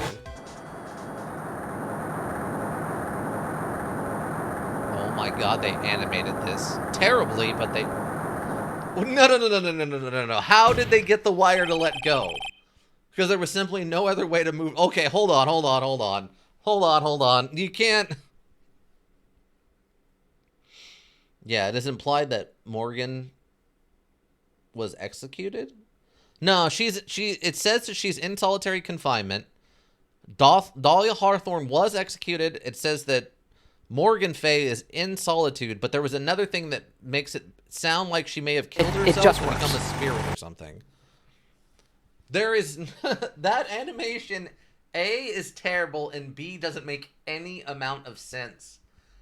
If you tied the body on and swung it, there's no way it would get to the other side and then let go and go flying. That's not how that works. Yes, but she gave the letter to Pearl as her last wish. Oh, okay, so are they going to imply later that she's been executed? I didn't know about that part yet. Because there was simply no other way to move the body. I hate this guy so much. I hate everything about his stupid mannerisms. Oh, I mean, he's the only one I've wanted to be actively hit, I think. Maybe whip Francesca a couple times to calm her down, but hit this guy in the face. Mr. Godot? Seems that Mr. Godot is more focused on his coffee than answering my question. Seems that the odds of a rope being readily available were very high. I suppose that it's not an impossibility after all. Objection! Possible or impossible? That's not the question we need to ask. Hit him with a... Just hit him. Hit him in the face with something, please. There's only one question. Did that really happen? Right? I wonder if you can prove what happened to us. Do you have any actual evidence that the body swung over like a pendulum? Well, I mean, we have the autopsy report that says it fell 10 feet. So, I don't know. That's not how body... That's not the same thing, but it's a 10-foot rope or whatever stupid thing. No, but it's been subtly implied. Oh, okay. I have a tea mug. That'll probably work if you want to go chug a bunch of tea for some reason. It's got to be the autopsy report. I don't know what else it could be. But then again, I don't know. The module does whatever it wants, so... The autopsy report? Before I present my evidence, let me review what we know so far. According to this photo, one of the wires snapped. Yeah, looking at the map, we can see was the front of the inner temple. Which we can also see by this map, if this is 20 yards, and the temple is over here off the map, that's not also 20 yards, you idiots. That's clearly much further away than that.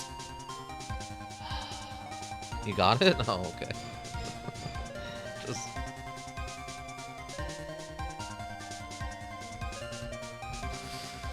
Looking at the map, we can see that it's one that was the front of the inner temple. So then, that was the spot where the criminal... Yes, precisely. Now let us consider the body's movement by looking at the overhead map again. The body was pushed from this point here.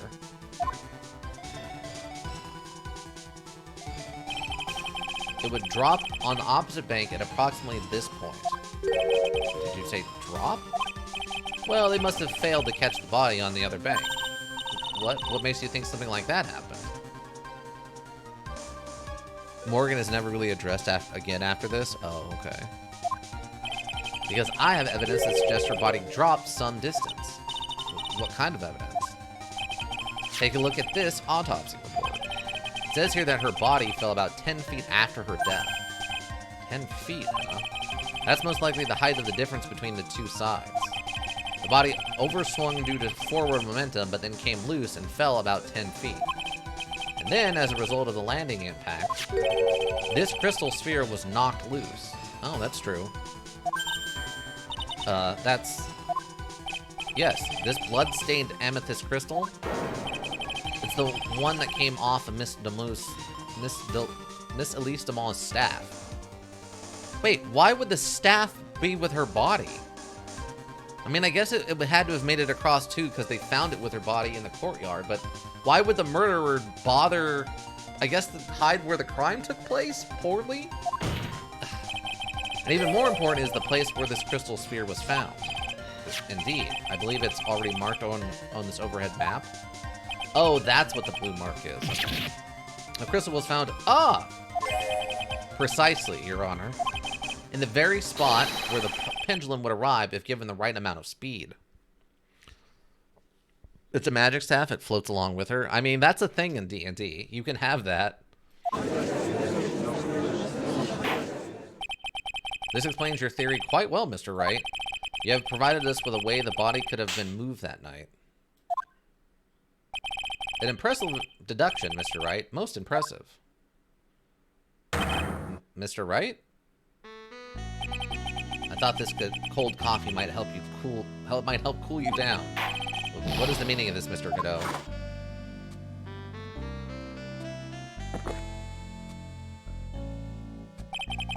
That was a dark and bitter guess that you made, Trite. But you forgot about one thing. Oh, and what would that be? The aroma. Huh? A coffee's most reliable accomplice is its deep and profound aroma. The rest of the core doesn't speak Coffinese. Can you elaborate a bit more? If the criminal had sent the body to the other side like you say, then naturally there must have been an accomplice lying in wait to catch it. An accomplice? The criminal wasn't able to cross Dusky Bridge. So, who collected the body? What do you have to say about that, Trite? Huh? Mr. Godot is correct. This can't be the work of a single person. Well, Mr. Wright, you know what you must do. Yes, Your Honor. Body couldn't have made it to the Hazakura Temple without an accomplice. Very well then, if you please, Mr. Wright. Who was the person that received the body on the Hazakura Temple side? Well, it has to be Iris, right? So, because if it wasn't Iris, they would have found Iris on the other side of the bridge, and they didn't. Yeah, because if it was on the other side, that'd be suspicious. Yeah, I mean, they didn't do a great job cleaning up the murder scene, despite trying to downplay the suspicion over there to make it seem somehow more like it was Maya or not or something. God, it's so stupidly contradictory. But it has to be Iris, and presumably whoever was channeling her sister, Dahlia, happened to look like Dahlia, who presumably was the one that... It has to be Pearls. I don't know who else it could be. It has to be Pearls. Pearls had to have accidentally channeled her spirit or something. Unless it's Bikini. Unless Bikini is in on it somehow, or for some reason, which she could be, since she is also directly tied into all the family nonsense of this. So unless it turns out Sister Bikini is also directly involved in this, and that's why she changed her name to Bikini from whatever it was before, because she's actually, I don't know, the third sister of the Fae clan or something stupid.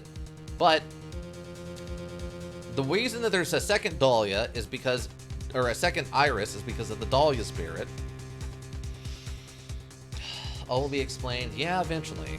Alright, who was the person that received the body of the Hazakura Temple side? Well, that has to be Iris. It can only be you, Sister Iris. Huh? But I don't see why you're so surprised. The only way to transport the body from Dusky Bridge is by snowmobile. But with her bad back, Sister Bikini could never pick up a body like that. You're the only one that could have managed it. Objection! Right? Were you even listening to the witness's testimony? On the night of the crime, this little cutie pie was on the cleanup duty in the inner temple garden after the mother-daughter bloodbath. That is impossible. So the bridge would have already been on fire, so she wouldn't have been able to get to her room. She would still be stuck on the island, and she wasn't, so we know she wasn't over there like she said she was. Objection! I haven't forgotten, but have you, Mr. Godot?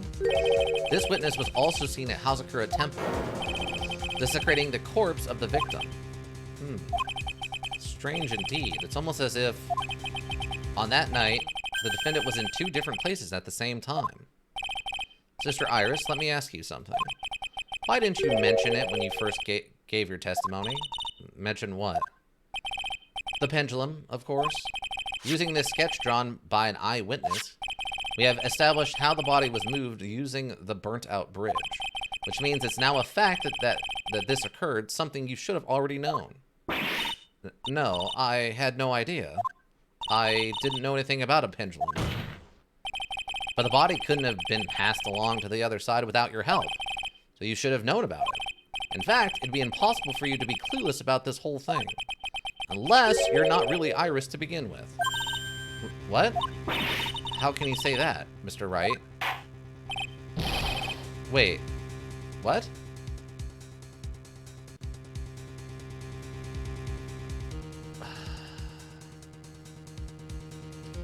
Okay, so...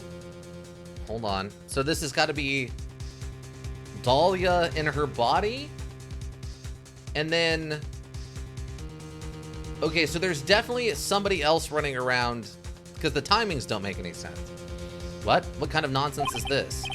You're saying that this witness isn't Iris of Hazakura Temple? Objection! Are you serious, Trite? You mean this woman is... There's no one besides Iris that could have received the corpse that night. Now I get it. Now I know why I've been sick to my stomach this whole trial. Why her whole demeanor changed so suddenly from yesterday. Why she's trying to pin this murder on Maya. The woman that's standing there as the witness stand. Her real name is... Dahlia Hawthorne. Take that! I never thought I'd have to utter your name again. Dun dun dun! I never thought I'd have to utter your name again, let alone see you. It's been a long time, Dahlia Hawthorne. Hawthorne? Says her Iris had a twin sister. And you're looking at her. This Dahlia Hawthorne. That name rings some bells. Distant bells, but bells nonetheless. Ha! It's just your imagination, Gramps. This file contains all the relevant data about Dahlia Hawthorne.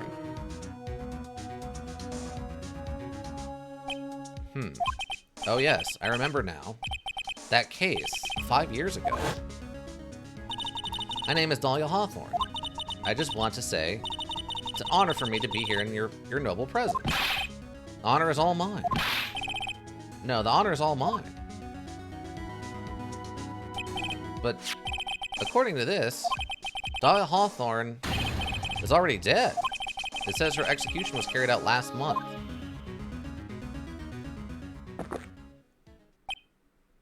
Huh, so what? Death has no meaning in this courtroom. What?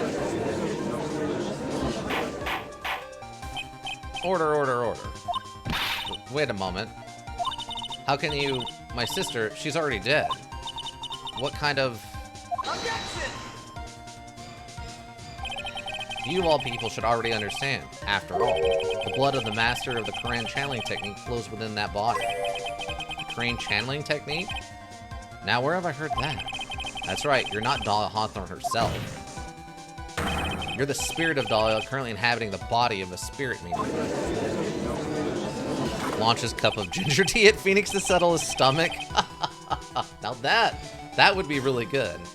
If he's like, this is a blend I never thought I'd ever actually use, Mr. Trite.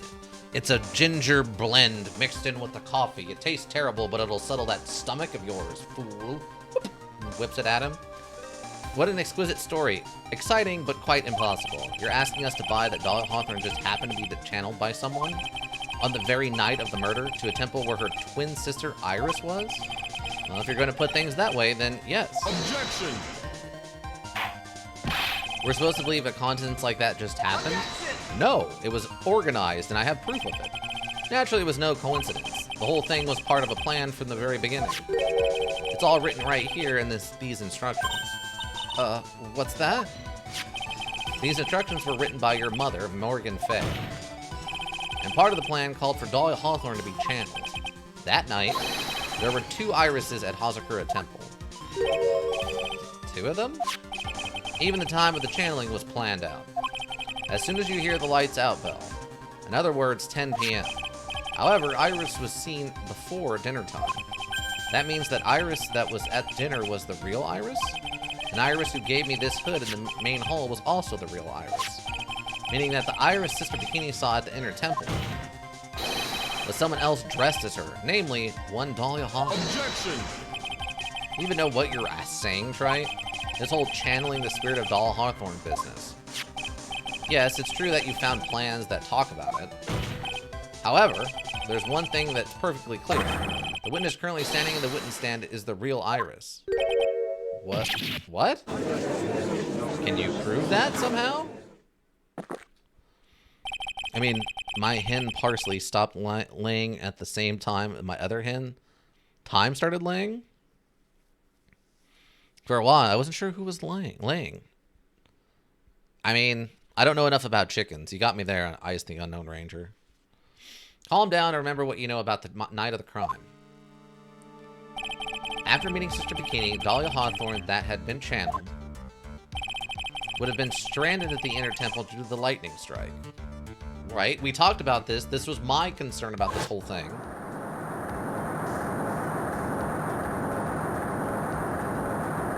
Again, I don't know why they bothered with the staff, but whatever. They're both laying right now. Well, that's good. I think Parsley was going through a small molt. Oh. Do they stop laying when they're molting then? Makes sense. Their body's in kind of a weird flux state, so laying eggs might not be the most comfortable thing for them in the moment. The goofy yell. That's right. Naturally, that would mean that this Iris that received the body was the real Iris. Are you with me so far? Yes. After being notified of what happened, the police came to Hazakura Temple main hall. There they found Iris in her room and arrested her. And ever since, she's been under police supervision at the detention center. False! She was actually picked up by Edgeworth and then got away and was running around doing whatever she wanted for a while. Yes, I suppose. Can't deny any of that. I can! Phew, thank goodness. It looks like he's finally convinced. But something still seems off, way off. Still not convinced that the Iris here is the same one from the other night. Ha. I suppose you're able to say something really ridiculous?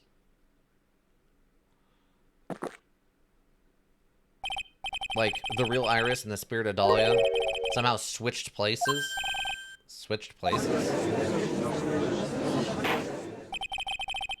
Yeah, it either drops or stops entirely. Oh, okay. I did not know that about chickens. To be perfectly honest, there are still quite a few things I don't understand, but I do know that unless we confirm the witness's identity, we can't continue with this trial. Iris doesn't have the spiritual power needed to channel Dahlia. Which means they must have switched places somewhere. Well, Mr. Wright, since the time she was arrested at Hazakura Temple, have there been any chances for Iris to switch places with Dahlia Hawthorne? There was one. Your Honor, I think there might have been one chance. Oh, explain yourself. Yesterday, for a few minutes, Iris's whereabouts were unknown. Unknown? What do you mean? What I mean is, there was a span of time in which Iris was able to move about freely unsupervised. Well, who was it? Who would give a murder suspect time to move about freely like that? Sorry, I know you didn't mean to. It wasn't your fault. The person who gave Iris a chance to freely move about was... Where are you? Miles Edgeworth. This is Mr. Edgeworth, isn't it? Your Honor? There was a fairly large earthquake yesterday, was there not? Poor Edgeworth. Yeah, getting thrown under the bus on this one. An earthquake?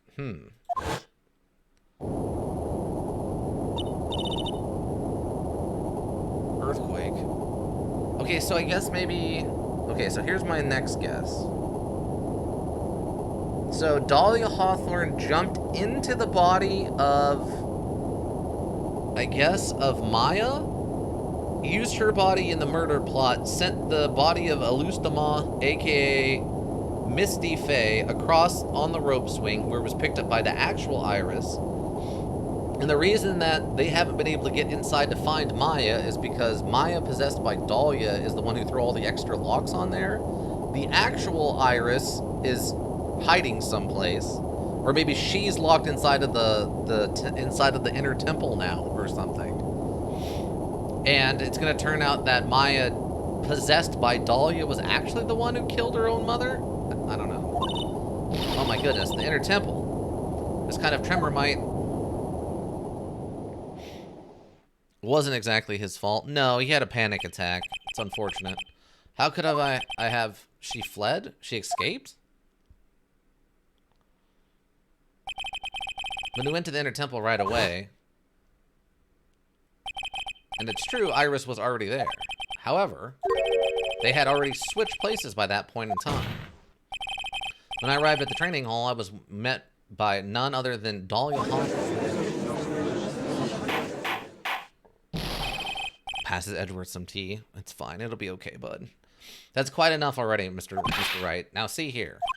No judge in his right mind would consider the idea of spirit channeling and... Be quiet. It's been a long time, Mr. Judge.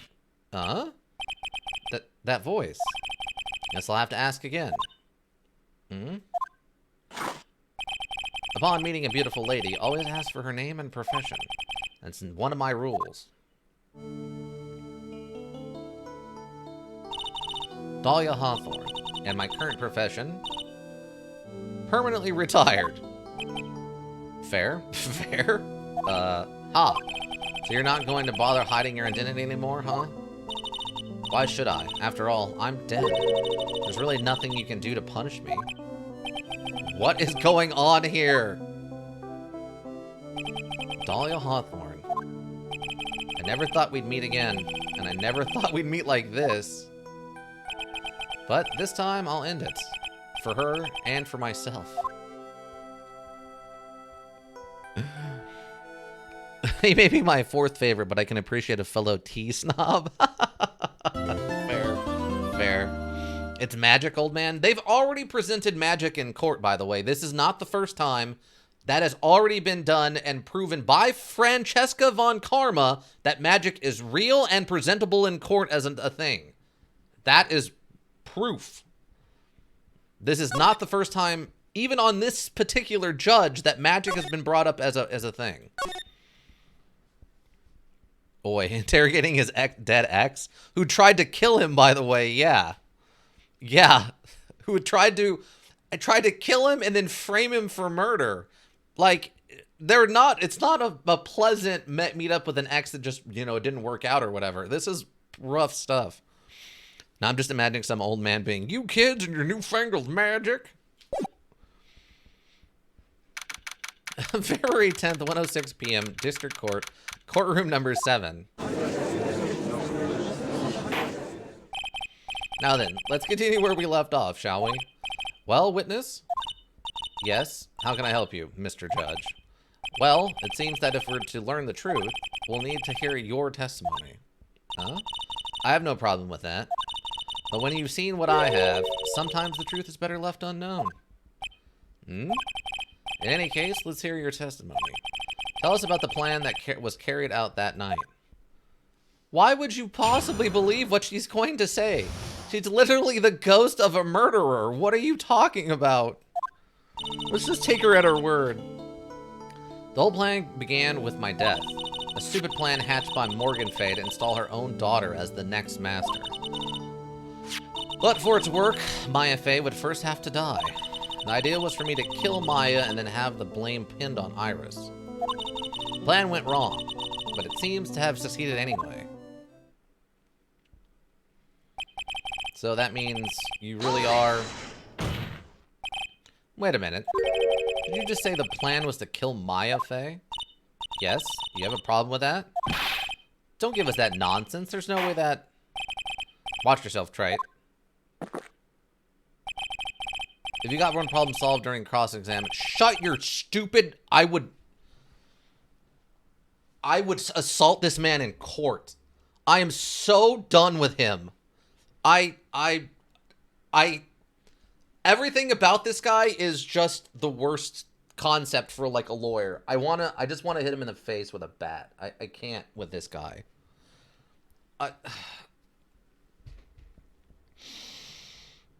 Yes, his ex was pure chaotic evil. He could hardly do worse for an ex. That's true. To be fair, she doesn't seem to care to lie at this point. I guess that's fair, too. I don't know. If you got a problem, solve it during cross-examination. That's one of my rules. No, you're an idiot is your problem. Mr. Godot is correct, and by the way, that's one of my rules as well. To kill Maya. Could it be true? How? What? This isn't even an investigation anymore. This is literally magic. God, Oh, there's two people far worse than him. I would quit. I would not be able to continue playing the module. I can barely stand this guy, and we're almost done with him. I can't imagine two people worse than him. The whole plan began with my death. Okay. Hold it! You were executed last month, correct? Yes, I was hanged. It wasn't exactly pleasant. How did you manage to discuss the plan? When did you talk with Morgan Fay? Last year, she was transferred to the same detention center as me. When I was on death row and she was my mother, it was actually pretty easy to meet with her. I see. So that's when you discussed the plan? Ha. Are you crazy? At first, that woman was planning to kill me as well, even though I'm her own daughter. All to make Pearl Fay the master of Koran? But to be fair, I actually like Godot. Well, I'm happy for you. She's a cold, twisted woman. She thought she could finally regain her lost honor. The honor she lost when her youngest sister, Misty, took her place as the master. Ever since that day, she's been working on this plan. A plan, huh? A stupid plan hatched by Morgan Fay to install her own daughter as the next master. Hold it! You're talking about Pearl Fay, is that correct? Yes, though at first she had high hopes for the two of us. You and your twin sister, Iris? That's correct. Fortunately, neither of us had much spiritual power. That's why we were abandoned by her, along with our father. Abandoned? The only person I ever really cared about in life was myself. My sister was a nuisance, so I convinced my father to leave her at an old temple. You mean Iris? Yes, my father remarried a woman who has also had a daughter. The less children you have, the more money there is to go around, right? And on top of that, my father had absolutely no interest in children in general. How horrible. The really horrible one was that woman. That bitter, vengeful woman. It was her stubbornness that gave birth to that child, Pearl Fay. She was born with an abundance of spiritual power. Unfortunately for her, Morgan Fay heaped all of her broken hopes and dreams onto that poor child's back. All because of her pathetic dreams of having her bloodline become the main family. But for it to work, Maya Fay would first have to die. Morgan, I'm leaning towards being chaotic evil too. Oh yeah. Yeah, that's definitely like apparently a lineage thing. Luckily, it seems to have missed Pearl for the most part. I mean, she's still young, so it's hard to know, and she does have some weird illusions of well, not she has a weird over the top what do you call it? Imagination. So hopefully she's cool going forward, but we'll have to keep our eye on her. Her mom was a psychopath, one of her sisters a psychopath. It's not looking the best for her. But I can see her being lawful evil too. Well, she's trying to murder people. I could see lawful, well, probably neutral evil because she's trying to murder people, but she's trying to get away with it and make it look like she didn't commit murder. Which is kind of more of a neutral, whereas chaotic is like you don't usually care if someone finds out. So, I don't know. But for it to work, Maya Fay would first have to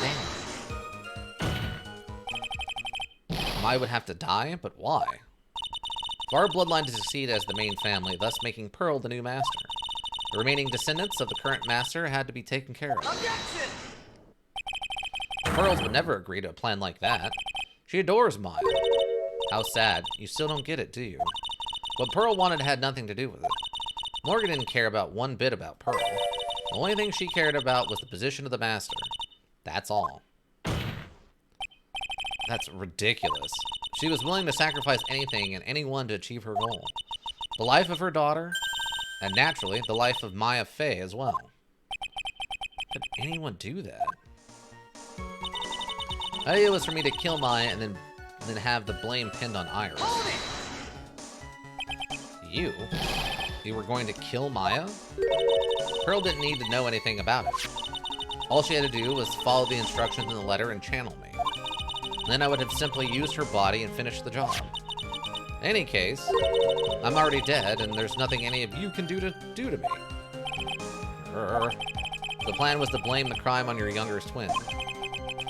On Sister Iris of Hazakura Temple.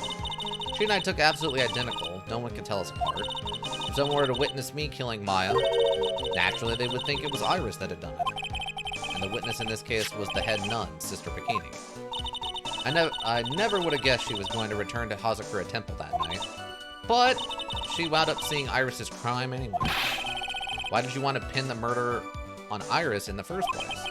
She's your twin sister, isn't she? Twin sister?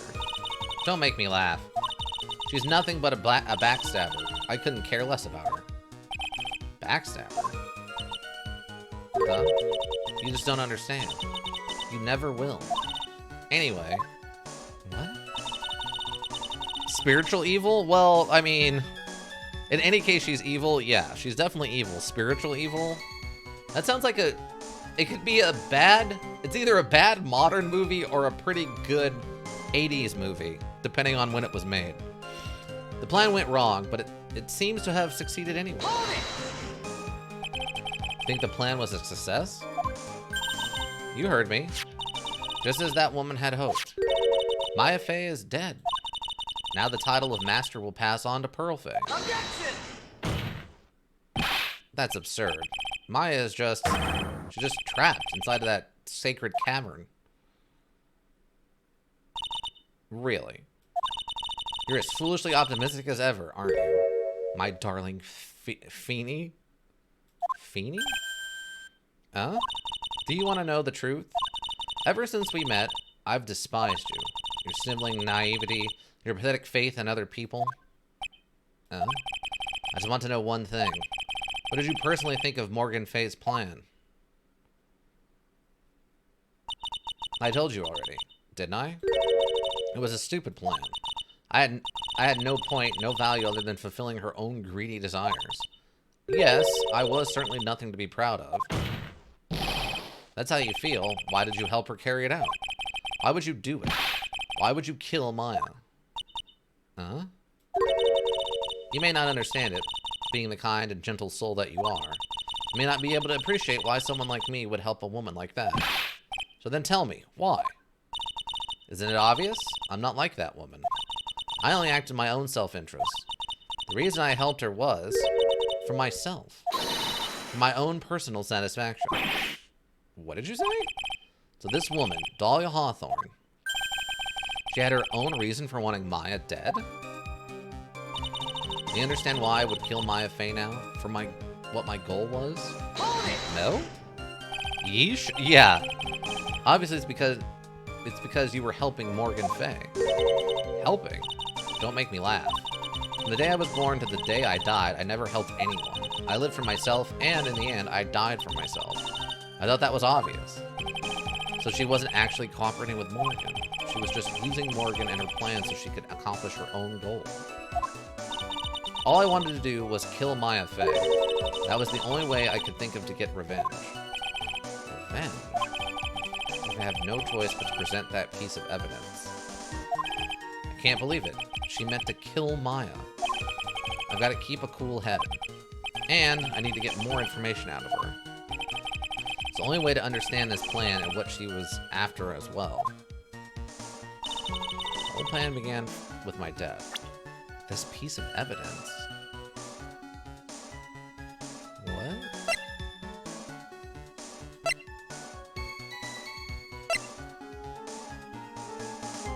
Inner Temple Garden was not lit the night. I don't know what this piece of evidence is. One minor tree in the Inner Temple Garden. The blood is being analyzed now. Morgan Fey, open once before. Huh? She's missing solitary confinement. Yeah, see, right now it still says she's in solitary confinement. The whole plan began with my death. Was Stupid plan hatched by Morgan Fay to install her own daughter as the next master. Yeah, yep, she's been surprisingly truthful so far. Yeah, kind of feels like it. Stupid hand hatched by Morgan Fay to install her own daughter as the next master. But if that's the case, then why did you kill Misty Fay? I guess just as a crime of opportunity, since if she came back into the limelight, it wouldn't matter if Maya's dead, since Misty could technically, I guess, maybe try to have another kid? For it to work, Maya would first have to die. The idea was for me to kill Maya and then have the blame pinned on Iris. She has her reasons. Well, I mean, I believe that. The plan went wrong, but it seems to have succeeded anyway. You understand why I would kill Maya Fay now? What my goal was? So she says it's revenge.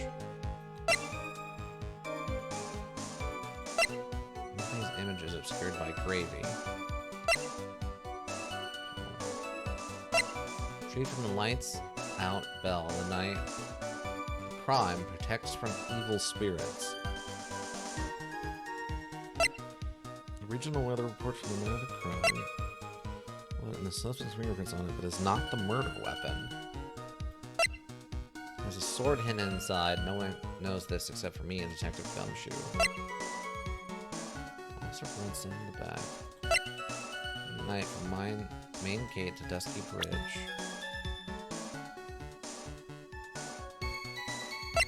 My older sister, my eternal mentor in life and law, passed away 2 years ago. Does she want revenge against Maya for killing Mia? But, I mean, we proved that to be wrong. Channeling prodigy was found at the inner temple.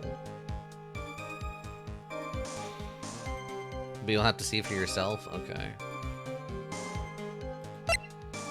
Inner temple. Discovered the murder. Her back really bothers her.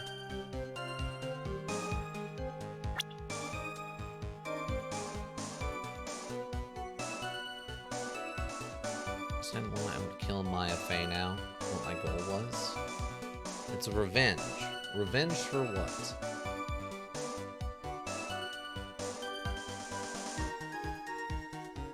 I guess it's got to be against Mia, right? She couldn't kill Mia, so she decided to kill Maya instead to get revenge for being convicted? Is that it? That's gotta be it. That's the only thing that even remotely makes sense. And that's some psychopath math. That is for sure some psychopath math. Hold on. Objection! Oh my god! Wow. Alright. That is some absolute psychopath math right there. I don't remember this one either, but I have the tea on the brain. And tea will put you in some weird places. Then again, the tea I was drinking was also laced with a bunch of, what was it? I don't remember what the booze was. I drank a bunch of, Prim's Cup on stream as a birthday celebration. Well, you're dealing with a psychopath. Yeah, but that's some psychopath math right there for sure. Could it be that your actual goal had nothing to do with Maya Fay herself? As I said, none of you have the power to punish me anymore, because I'm already dead. Well, I had the same problem, you see. You can't punish the dead, and you can't take revenge against them either. You wanted to take revenge on someone? I was sentenced to die because of that woman. Mia Fay. I somehow knew this was it. I wanted to send her a message. It was at her hands that I suffered my first humiliation. I wanted her to feel the same pain she had made me feel. Sadly, when I realized revenge was impossible, I gave up. The reason it was impossible, was it perhaps because Mia Fay had already died? Yes, and I realized there's only one way to take revenge against the dead. And how do you do that? You attack the living. Even when the body dies, the spirit, the ego, is alive it lives on forever. I wanted to take away the person that Mia Fay loved most. I wanted to kill her with my own hands. That would be the one and only way I could take my revenge against Mia Fay. That was the reason I helped out with that woman's plans. Let's see. I haven't had tea yet, but I want a cup. Oh, who is incidentally her cousin. Yeah, but that's less relevant. Just for that you would kill Maya?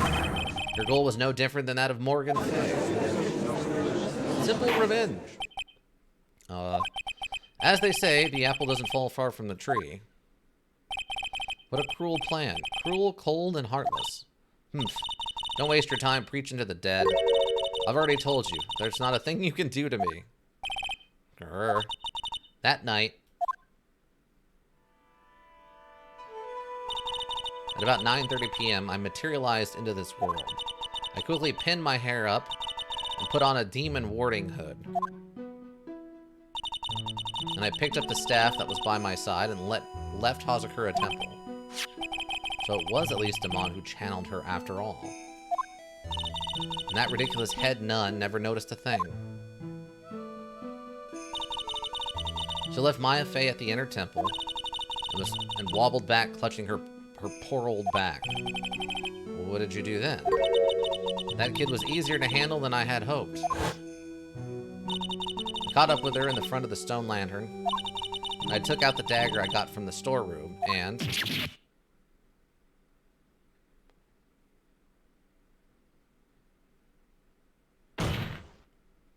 So then you're saying you stabbed Maya? It's strange, but I don't have a clear memory of what happened after that. What does that mean, no clear memory? I don't know. I think I was stabbed? True, but women hated each other for good reason. Both women hated each other for good reason. Well, that's true. I mean, I guess it's not a good reason, but it's at least a good motivation. One wanted the other one put in jail for attempting murder, and then actually murdering someone who may be in the courtroom but not actually dead, but that's a different problem. And then the other one, this one wanted revenge against her for being put in prison in the first place. I think I was stabbed. You were stabbed? At the last minute, Maya Fey must have stabbed me. I'm sure. Objection! That's not like her at all. Maya wouldn't stab a French fry with a plastic fork. Anyway, I suddenly lost consciousness. Before I did, I scrawled her name on the lantern. Just as I was passing out, I wrote Maya behind my back. Passing out, I wrote Maya behind my back. I'd hoped it would cast suspicion on her. I can't believe she was thinking of that until the bitter end. That's where my memory temporarily stops. It stops? I don't have any memory of actually killing Maya Fey with my own two hands. My very last memory was Maya's terror-filled eyes. When I woke up after that, I was in the sacred cavern surrounded by darkness. You were in the sacred cavern? The entrance was sealed with one of those trick locks. Somehow I'd been trapped in there. But how did you wind up in there? I'd like to know that myself. Anyway, I was worried. I didn't know whether or not Maya Fey was dead. And I swore I wouldn't return to the underworld until I had killed her myself.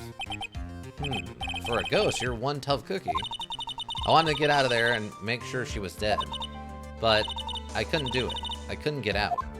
The trick lock stopped you? Huh. I didn't know how to remove it. But then you're saying you were actually confined against your will inside the sacred cavern? Yes.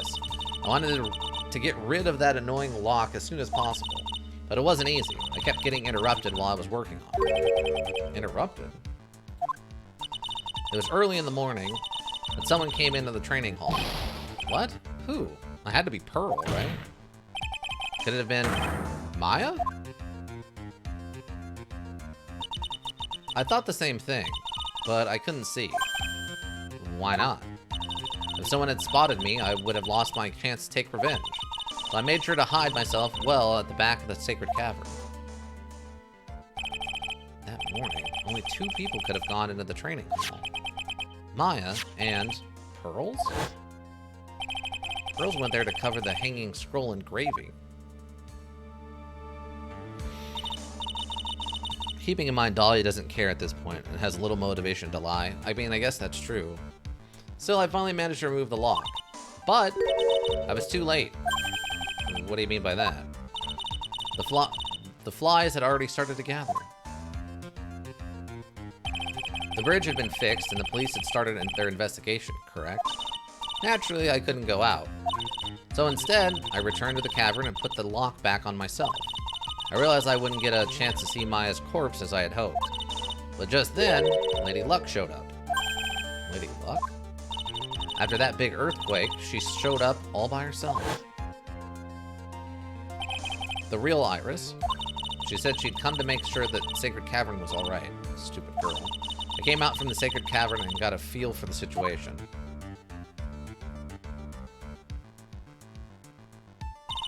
And I locked her away in my place.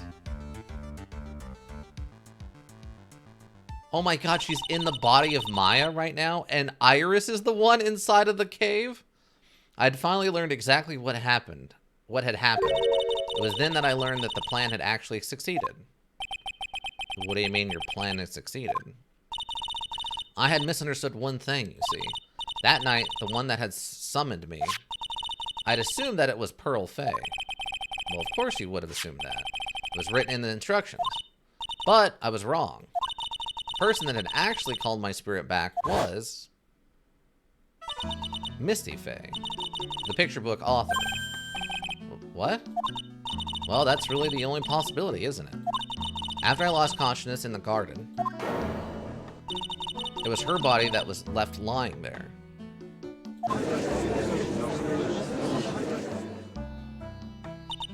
Maya Fay. I wasn't able to kill her with my own hands after all. But even so, I made her commit the most evil sin a human can commit. And that is matricide, the sin of killing her own mother. Ugh. No way. Order in the court. What is the meaning of this? It's true that I was the one who attacked Maya Fay, but even so, the murderer who actually snuffed out Misty Fay's life was none other than your darling little Maya. Objection! Ridiculous. That's nonsense. Are you sure about that? Just think about it. There's even evidence supporting these facts, isn't there? What? What do you mean? What is this so-called evidence? The fact that Maya Fay has disappeared is evidence enough, isn't it? Huh? The idea that she's still in the Sacred Cavern is just ridiculous. She wasn't able to escape from the Inner Temple, and that much is obvious. In that case, there's only one place she could be. Where? Well, you're possessing her, I assume. I would say she should be executed, but they already did it, yeah. Once wasn't enough to stop Dahlia, apparently. Where? I have to spell it out? The bottom of the Eagle River. Where else? The Eagle River? Maya Fay killed her long-lost mother. Can you imagine the guilt she must have felt when she realized that? That's why she threw herself in the Eagle River. Most bodies that wind up in there are lost forever. What are you talking about? Send her to super heck? Yeah. Regular heck's too good for her. Send her to double bad heck. So what do you have to say now, Feeny? Oh. That doesn't make any sense, and that you're probably possessing the body of Maya? If whatever you're even talking about is true? Oh, the phone. Whose phone is this?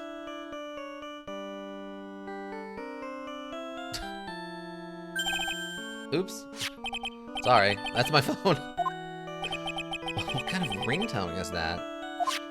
Is this just weird jazz? Just, you know, in like bit form. Beep. Get over here. Huh? Okay, thanks. Beep. Was it something important? They just finished removing the locks from the Sacred Cavern. That's great. What about Maya? There was a woman in the cave. Was it Maya Fay? It was the accused, Sister Iris. Huh? Don't look so surprised. I locked her in there yesterday. I just finished telling you that. So, what about Maya? Where is she? There was no one else found inside the Sacred Cavern. No, it can't be. You idiot!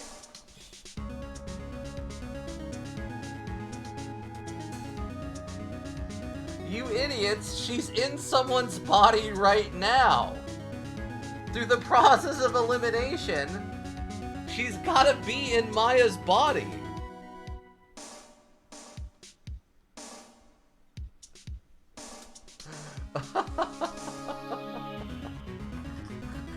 These guys are idiots. Unless there's some other random person that she just jumped into for some reason, she has to be in Maya's body. I told you, didn't I? She's dead. No. No!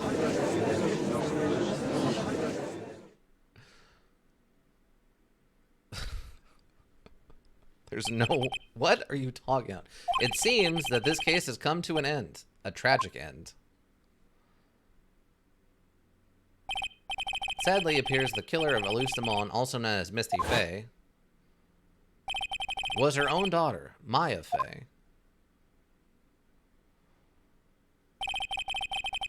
Doesn't mean Dahlia knows everything. Clearly, no. She's definitely a little out of touch.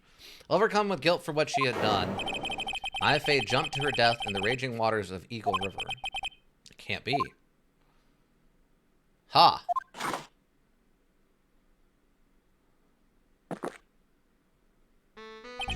Trite, have you ever heard this one? Once you eliminate the impossible, whatever remains must be the truth. No matter how improbable it may seem. What is that supposed to mean? Prosecutor Godot. According to this witness, Maya Faye threw herself into the Eagle River. Also, I've heard of that quote before. I know it from Sherlock Holmes, but I don't know if that's where it actually originates from. She's truthful but mistaken. Yeah. She even said herself, like, she doesn't remember what happened with Misty Faye, and her memory has a lap in it before she got into whatever body she's in now.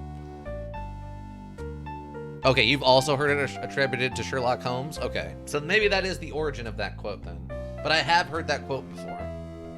That's not one he made up. What was it, quote?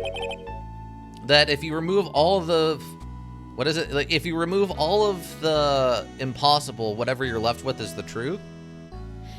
No matter how bizarre it is or whatever. I don't remember the quote, but I've only heard that related to Sherlock Holmes. However, is that really the truth? Huh? Remember, this woman testified earlier that the bridge was already on fire when the murder was taking place in the garden. Which means if Maya had thrown herself into the river, it must have been from the inner temple side near the bridge. That's right. That's where she jumped from. There's stones there. That wouldn't work, but... I've only heard it in this module. Oh, no. It's at least Sherlock Holmes related. I don't know if that's the origin of it, but I've also heard it in relation to Sherlock Holmes. But that's impossible. It's impossible to jump into the river from there. Huh? What? Yeah, remember there's rocks? We talked about this. Don't get your panties all twisted up, Trite. Do I have that picture still? Yeah, see, there's rocks on this side. I mean, I guess she could have won over here or maybe down off this bottom part of the map, but there's rocks on this side that would have stopped her from jumping in. I've never read any of the Sherlock Holmes books. I haven't either, but I'm trying to remember. I've heard enough weird random quotes about Sherlock Holmes to know that's at least tied into him. Yeah, I have a friend who's like a super big Sherlock Holmes person. She would probably know if that was an original from him or not. Same? Yeah. Don't get your panties all twisted up, Trite. Just relax and think through the whole thing again. So it's impossible. I couldn't have thrown herself into the Eagle River. Well, Mr. Wright, Miss Hawthorne claims Miss Faye threw herself into the river from the inner temple side. Do you have any evidence that refutes this claim? I mean, the map, but I hope that's right? Take that!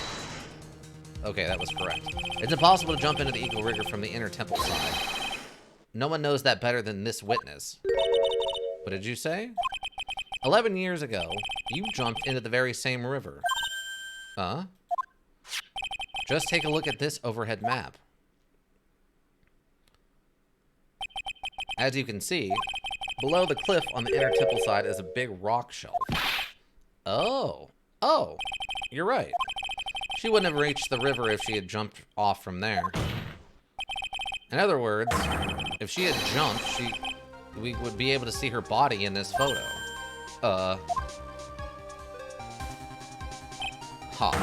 So you finally figured it out. No! Whose body does she think she's in? Is she really not aware? How?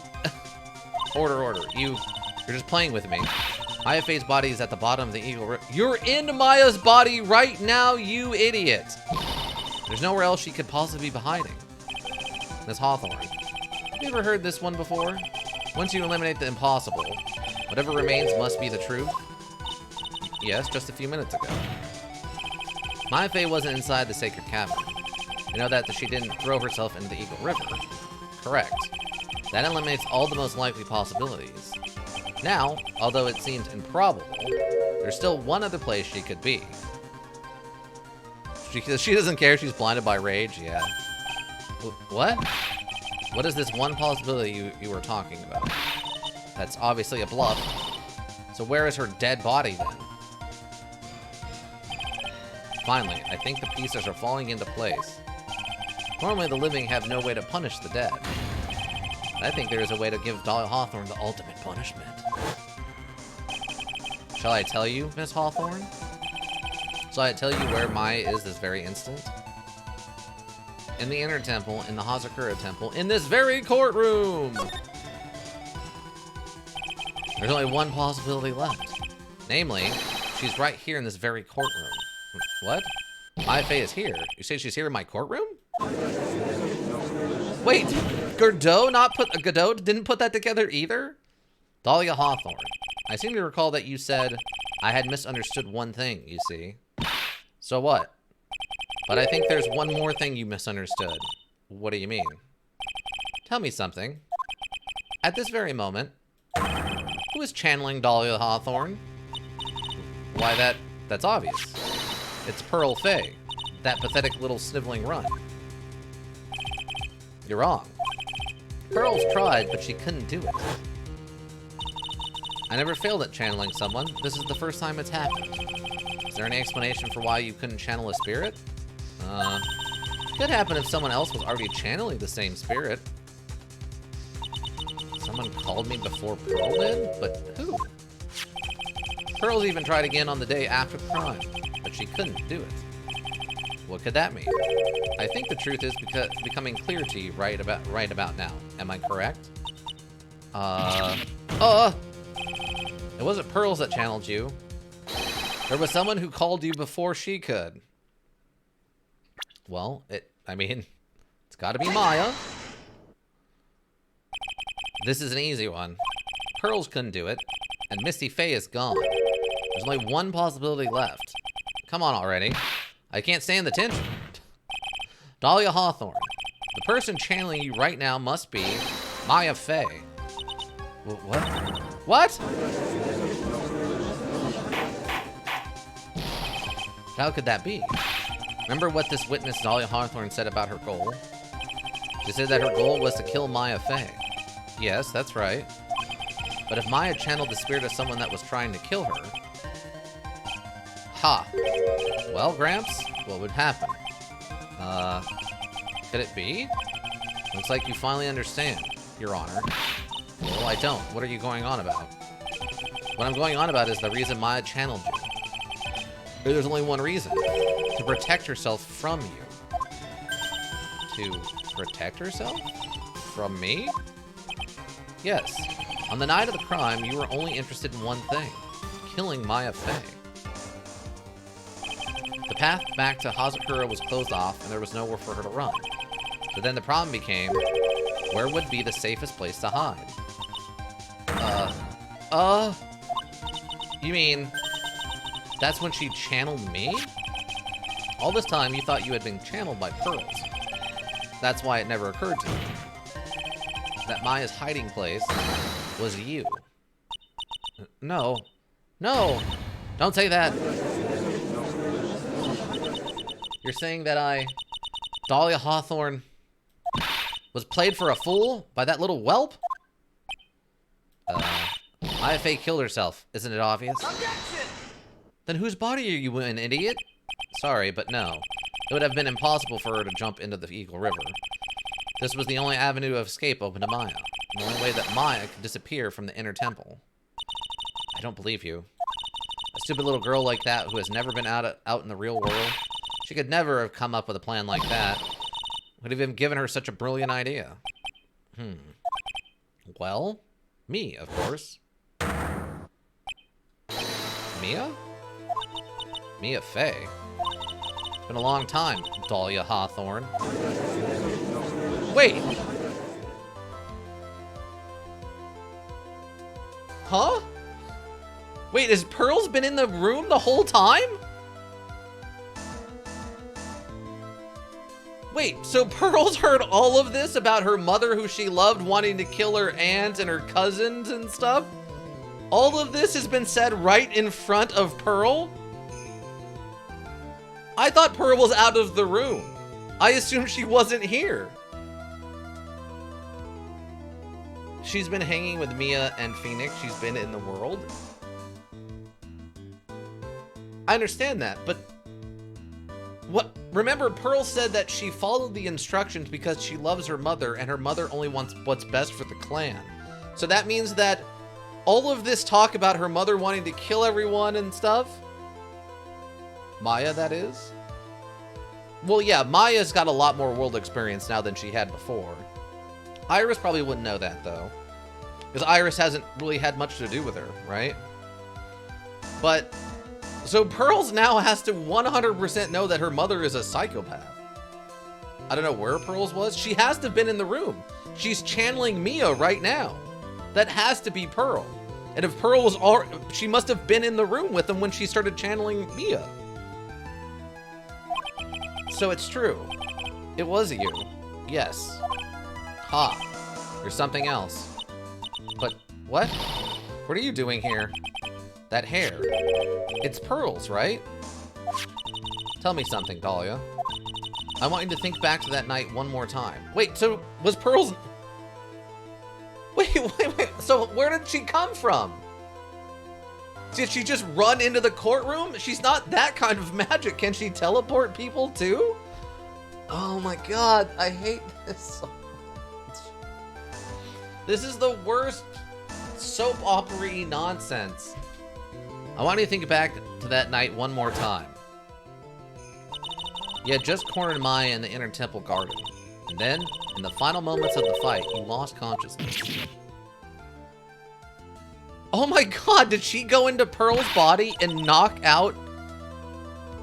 I was stabbed by Maya Fey. So she went into the body of Pearl's and knocked out Dahlia inside of Misty Faye's body? Is that why she lost consciousness? She was probably in the gallery? She would have had to have been, right?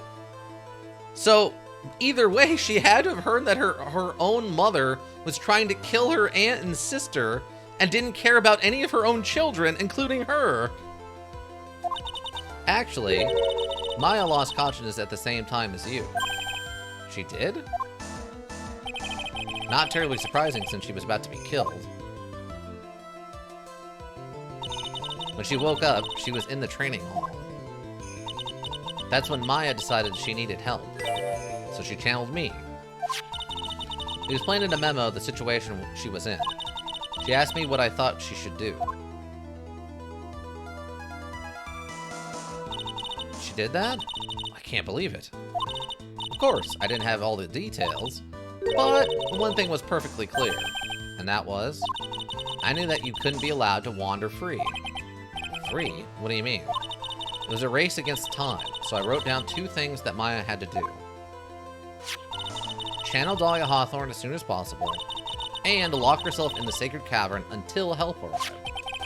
So it was Maya who put that lock on there. Yes, why did you order her to do those 2 things? If she hadn't done it, Probably not like that, but she should know her mother is evil. Well, it's probably about time she found out. I mean, she's a little young. They probably could have waited until she was at least in her teens, but yeah. But at least this way she can't deny it. That's very true. She has to accept it now that it's been said by her literal dead sister. If she hadn't done it, Dahlia Hawthorne would have been channeled by someone else. By one Pearl Fae. Pearls? Yes, Pearls didn't properly understand the plan. So all she was trying to do was follow her mother, Morgan Faye's instructions. If she had succeeded in channeling Dahlia Hawthorne's spirit, things would have turned out very badly, to put it mildly. So that's how it was. Dahlia Hawthorne would have used the body of Pearl Faye to kill Maya at all costs. Yes, it certainly sounds like that was the intent all along. How dare you? I won't forget this. Why not just admit it? Dahlia Hawthorne, your little plan was nothing but a big failure. Yes. Another failure to add to the pile of shame, wouldn't you say? Well, what do you mean by another? Think about it, Dahlia. Remember all your past crimes? Not a single one of them was a success. They all ended in failure. That's not true at all, actually. She got completely away with faking her own murder, or her own death, and then wasn't punished for that at all because the accuser killed himself. The only thing she finally got caught for was, like, trying to kill or incriminate Phoenix. Considering this happened because no one told her, she needs to know. Oh, that's for sure. I mean, it's one thing to not tell her if... I guess if you took the magic out of this, it wouldn't be that big of a deal not to have told her about how crazy and evil her mother was. But knowing that she has powers that the mom could manipulate, might want to let her know a little bit. Like, just a little bit like, hey, don't do anything directly that your mom says. She can sometimes get a little weird. And then when she turns like 12 or 13 and she has a little bit more understanding of the world, then maybe let it out that, like, yeah, the reason your mom went to jail is because she's a psychopath. Tried to murder your cousin. Or get your cousin blamed for murder and maybe also murdered someone else. But not a single one of them was a success. All ended in failure. What? How dare you? 11 years ago.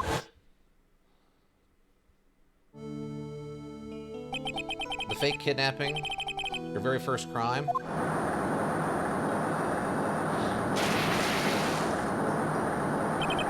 You got your hands on a $2 million diamond, but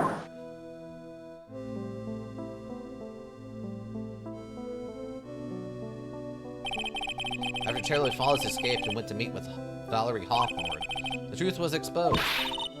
Shut your mouth. That wasn't my fault. Well, that was also like 5 years later, so she had 5 years of living off of $2 million. Yeah. Shut your mouth, that wasn't my fault. It was because of that stupid oaf of a prisoner and that weakling of a policewoman. And then, 1 year later, you tried to kill me. Huh? Well, I'm still alive, but I don't remember her wearing gloves before. You wound up killing someone else.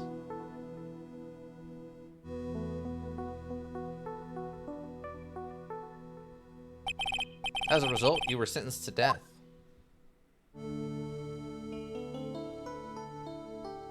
It's definitely a rough thing to have to deal with in any case. Yes, that's some trauma for a child.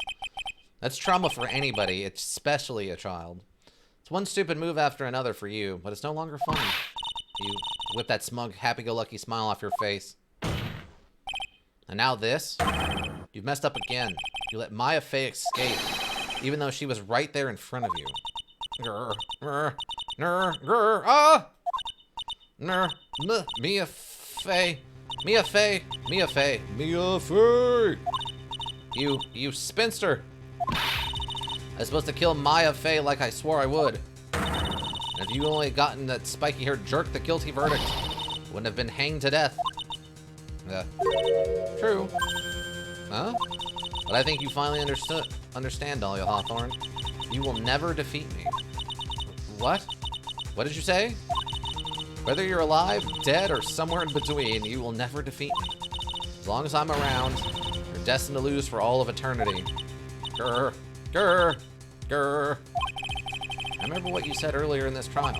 You You said there was no way we could punish you, because you were already dead. What about it? And you said, even when the body dies, the spirit, the ego, it lives on forever. It's very true, Dahlia. And that's exactly the punishment you'll never be able to escape from. Huh? For all of eternity, you'll have to remain as Dahlia Hawthorne, a miserable, pathetic, weak creature who can never win at anything. And for you, there is no escape from that. No hope of freedom. Since the day you were executed, the narrow bridge that once stretched out in front of you has burnt to a crisp. Uh-oh.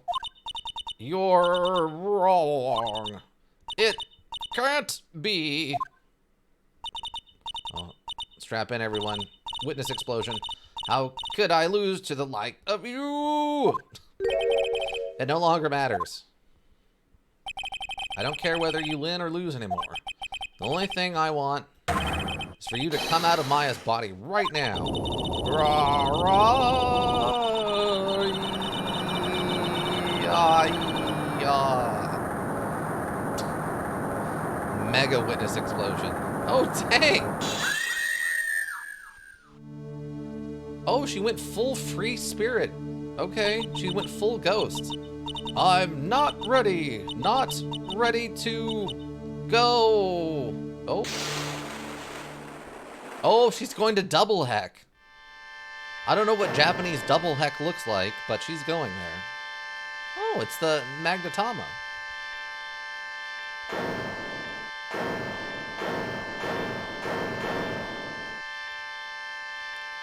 One thing I want everyone to keep in mind, that this character was invented specifically for this module, was never mentioned before this one. Just keep that in mind. Wow. Maya looking a little different, eh?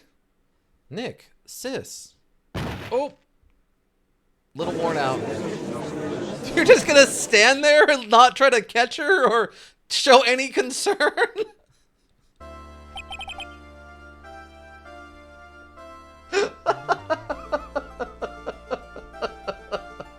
They're just standing there casually as she hits the deck. No one even trying to stop her or help her or anything.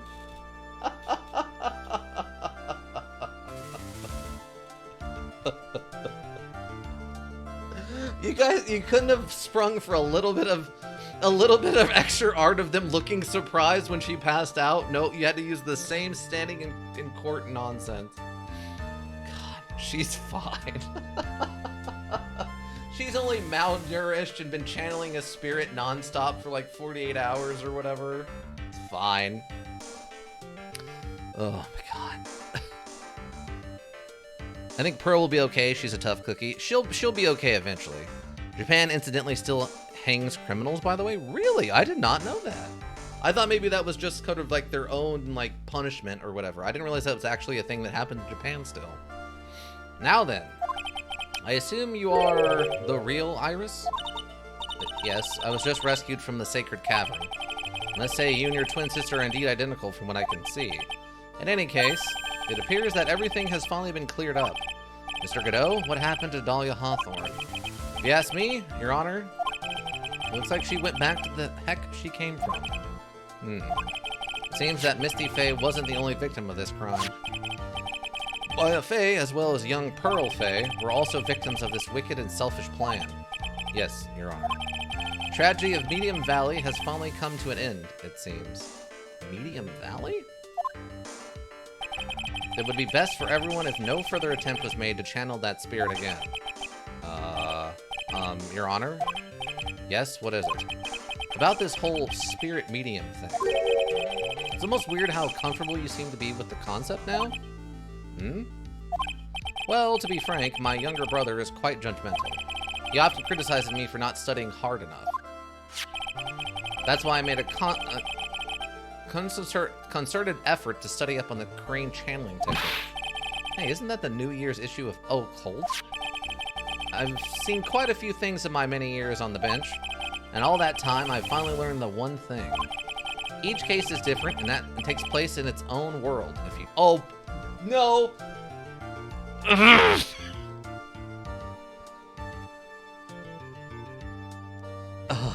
I want to cuss him out so bad. You can't pull that this is all make-believe on me now. That's, oh my god. Yes, one of the few places that still does. Yeah, I mean, from what I understood, a lot of the, like, more developed nations have gotten away from that kind of execution method. Each case is different and takes place in its own world, if you will. In order to fully understand that world, first we have to immerse ourselves in it completely. And that's where my brother and I used to differ. Never thought of it that way. At any rate, it's time to pass judgment in the case of Iris Hazakura of Hazakura Temple.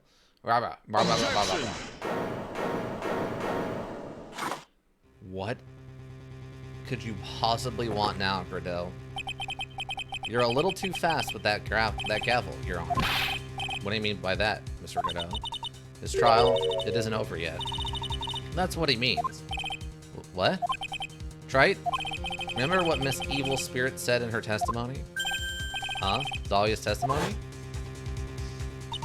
I caught up with her in front of the stone lantern.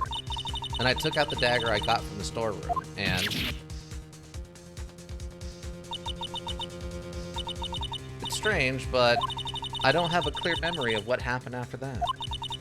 I think I was stabbed? Just as Dolly Hornthorne was about to attack Maya, she was stabbed and killed by someone. Yes, that's right.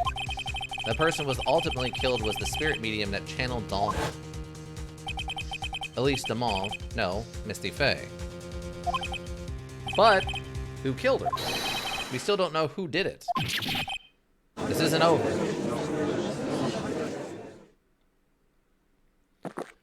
Well, you could postpone the trial like a day until Maya regains consciousness, and then we could just handle this. There's no reason to continue the trial until she wakes up and we can ask her what happened. Unless someone else is found guilty, the accused is still on trial. We can't let her walk until there is evidence that proves her innocence. Or you could just postpone the trial for like a day until Maya can come in and testify on what she saw. Why does this have to happen now? There's no rush at this point. No way. But this court isn't prepared for any further testimony. The prosecution is ready to call our final witness. I don't care! Final witness? Don't forget Maya passed out at the same time. Oh, I mean, I guess. But if she can at least corroborate what's going on, or the fact that after... Remember, she woke up and had to go and talk and channel Mia. So something must have happened after she passed out and then woke back up. What about all that stuff? What, like, we have so many new things that need to be presented as evidence now that we can't just keep going with the trial for funsies. Final witness? This one will clear up the whole mystery. The mystery of who killed Misty Faye. Indeed. Is it really all right, Mr. Prosecutor? Of course it's all right, Madam Attorney. Very well then. Who is this final witness? Ah, isn't it obvious? There's one person who saw the whole event and will put the final dagger in this case. Someone who saw the murder take place? The very person who saw her mother killed in front of her own eyes. You mean Maya? She can't testify after what she's just been through. We need to find the truth. The prosecution calls Maya Faye to the witness stand. Okay, well, we can do that tomorrow when she is recovered. Very well, but first, we'll take a brief recess. We'll have to wait for Miss Faye to recover before summoning her. Once we receive the doctor's permission, we will proceed with the trial. Hey, Trite, I've got something to say to you, so listen up. What is it? I don't think much of you as a lawyer. It's always the same with you. You somehow manage to just squeak by without even a faint understanding of the case. Some beautiful woman always seems to come dashing in at the last minute to save you. You've got some nerve. But that's not going to happen this time. This time, you're going to have to do this by yourself. Huh? That's enough. This court is now in recess. Shoutouts, of course, to the lurkers. You help the Twitch world go around. We always appreciate you. Anybody to check the VODs here on Twitch or check the VODs on the YouTube repository, thank you. It's always greatly appreciated. Those numbers help keep me motivated. If you need a well thought out solution, you need a thinking solution. Raven Hilbrook Inc. Thinking Solutions. Yeah, that's going to be it, team. It's finally over. I will have the plaque next week. Or actually, I think I'm going to have the plaque by Tuesday. 3-minute streaming. Do we want to raid? Yeah, we can probably do that.